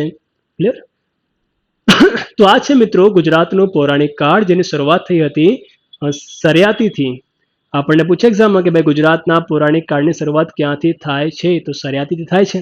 અને પછી ભગવાન શ્રી કૃષ્ણ સુધી આપણે વાતો કરી. ક્લિયર? એમાં 3 આજે સ્થળ છે, ભાલકા તીર્થ, યાદવસ્થળી અને દેવોસર ધામ. આ પૌરાણિક કાળમાં એક મહત્વ ધરાવે છે આપણા પાસે. શંખો દ્વાર છે, ગોપી તળાવ છે. ક્લિયર? દ્વારકા વસાવી, કુશસ્થળી, સરિયાતી, આનર્થ, રેવત, આ થોડાક પર્સનાલિટીઓ જે આપણા માટે અહીંયા ખાસ હતી. તો આ છે મિત્રો વૈદિક કાળ અને એના સાથે જોડાયેલું પૌરાણિક કાળ આપણા ગુજરાતનું પૂરું થઈ જાય છે. અને એની સાથે આજનો લેક્ચર મિત્રો આપણો પૂરો થઈ જાય છે કે જેમાં આપણે સિંધુ ઘાટી સભ્યતાના ગુજરાતમાંથી શોધાયેલા નગરોની વાત કરી, વૈદિક સંસ્કૃતિની વાત કરી, વૈદિક કાળની બી વાત કરી અને વૈદિક કાળથી જોડાયેલો ગુજરાતનો પૌરાણિક કાળ બી આપણે પૂર્ણ કર્યું છે. આવતા લેક્ચરથી શું જોવાનું છે આપણે? તો જે 16 શહેરોની આપણે વાત કરી હતી કે વૈદિક કાળના અંત સુધી પછી 16 શહેરો રહી જાય છે અને 16 શહેરો બી આપસમાં જમીન ઘેરવાના ઉદ્દેશથી આપસમાં લડાય છે. લોકો જમીનના વિસ્તાર માટે, રાજ્યના વિસ્તાર માટે 16 શહેરો બી આપસમાં લડાશે. અને પછી એમાંથી એક મગધ સામ્રાજ્ય શું કરશે? એક તંત્રી રાષ્ટ્ર ઉભો કરશે. મગધ સામ્રાજ્ય બધા જ શહેરો પર, બધા જ મહાજનપદો પર પોતાની સંપ્રભુતા સ્થાપિત કરશે. તો પછી આપણે જોઈશું મગધ સામ્રાજ્યનો ઉદય. તે પછી આવે છે કે ભાઈ ઈરાની આક્રમણ, યુનાની અથવા સિકંદરનું આક્રમણ. અને આવતા લેક્ચરમાં ખાસ જે ટોપિક છે આપણી પાસે છે બૌદ્ધ ધર્મ અને જૈન ધર્મ. કારણ કે હવે જે સમય ગયો છે 600 BC સુધી આપણે પહોંચી ગયા. ક્યાં પહોંચી ગયા આપણે? હવે યાદ રાખજો મિત્રો, 600 BC માં આપણે પહોંચી ગયા છીએ. ક્લિયર? અને 600 BC આ સમય આવતા આવતા હિન્દુ રીતિ રિવાજો એટલા મુશ્કેલ થઈ ગયા હતા, એમ એટલી મુશ્કેલાતો હતી કે લોકો એને અનુસરી શકે એ સ્થિતિમાં હતા નહીં. ઘણી બધી કુરિવાજો બી હતી. તો હિન્દુ ધર્મની અંદર આજે કુરિવાજો હતી, ધર્મ પાળવામાં આજે મુશ્કેલાત આવતી હતી, તેને દૂર કરીને, તેનો દૂર કરવાનો પ્રયાસ કરીને ભગવાન બુદ્ધ શું કરશે? બૌદ્ધ ધર્મની સ્થાપના કરી. હિન્દુ જ હતા એ બી. પછી મહાવીર સ્વામી શું કરશે? જૈન ધર્મને ફેલાવશે. તો બૌદ્ધ ધર્મ, જૈન ધર્મનો વિકાસ થયો. એટલે આ સમયગાળામાં ભારતમાંથી જે વિકાસ થયા છે બૌદ્ધ ધર્મ, જૈન ધર્મનું. કારણ કે તે સમયે હિન્દુ રીતિ રિવાજો, હિન્દુ કર્મકાંડો થોડાક મુશ્કેલ હતા લોકો માટે અનુસરવા. એટલે સહેલાઈથી ઇઝીલી જે માર્ગ કાઢવાનો પ્રયાસ કર્યો છે, ધાર્મિક રાહ પર ચાલવાનો પ્રયાસ કરતા આ ધર્મોની શરૂઆત થશે. તો 600મી BC જે આવશે ત્યારે ટોપિક શું છે આપણી પાસે? બૌદ્ધ ધર્મ, જૈન ધર્મ. 16 મહાજનપદો જે હતી આપસમાં ટકરાશે એકબીજાના. એમાંથી એક મગધ સામ્રાજ્ય એક તંત્ર રાષ્ટ્ર ઊભું કરશે. તે રાષ્ટ્ર પર આવીને કોણ બેસવાના છે? પછી ચંદ્રગુપ્ત મૌર્ય. ચંદ્રગુપ્ત મૌર્ય આવે એટલે પછી આપણે જોઈશું આગળ મૌર્ય સામ્રાજ્ય, મૌર્ય સામ્રાજ્ય. ચલો ઠીક છે મિત્રો, આની સાથે આજનો લેક્ચર આપણો પૂરો થાય છે. મળીશું આવતા લેક્ચરમાં. Thank you.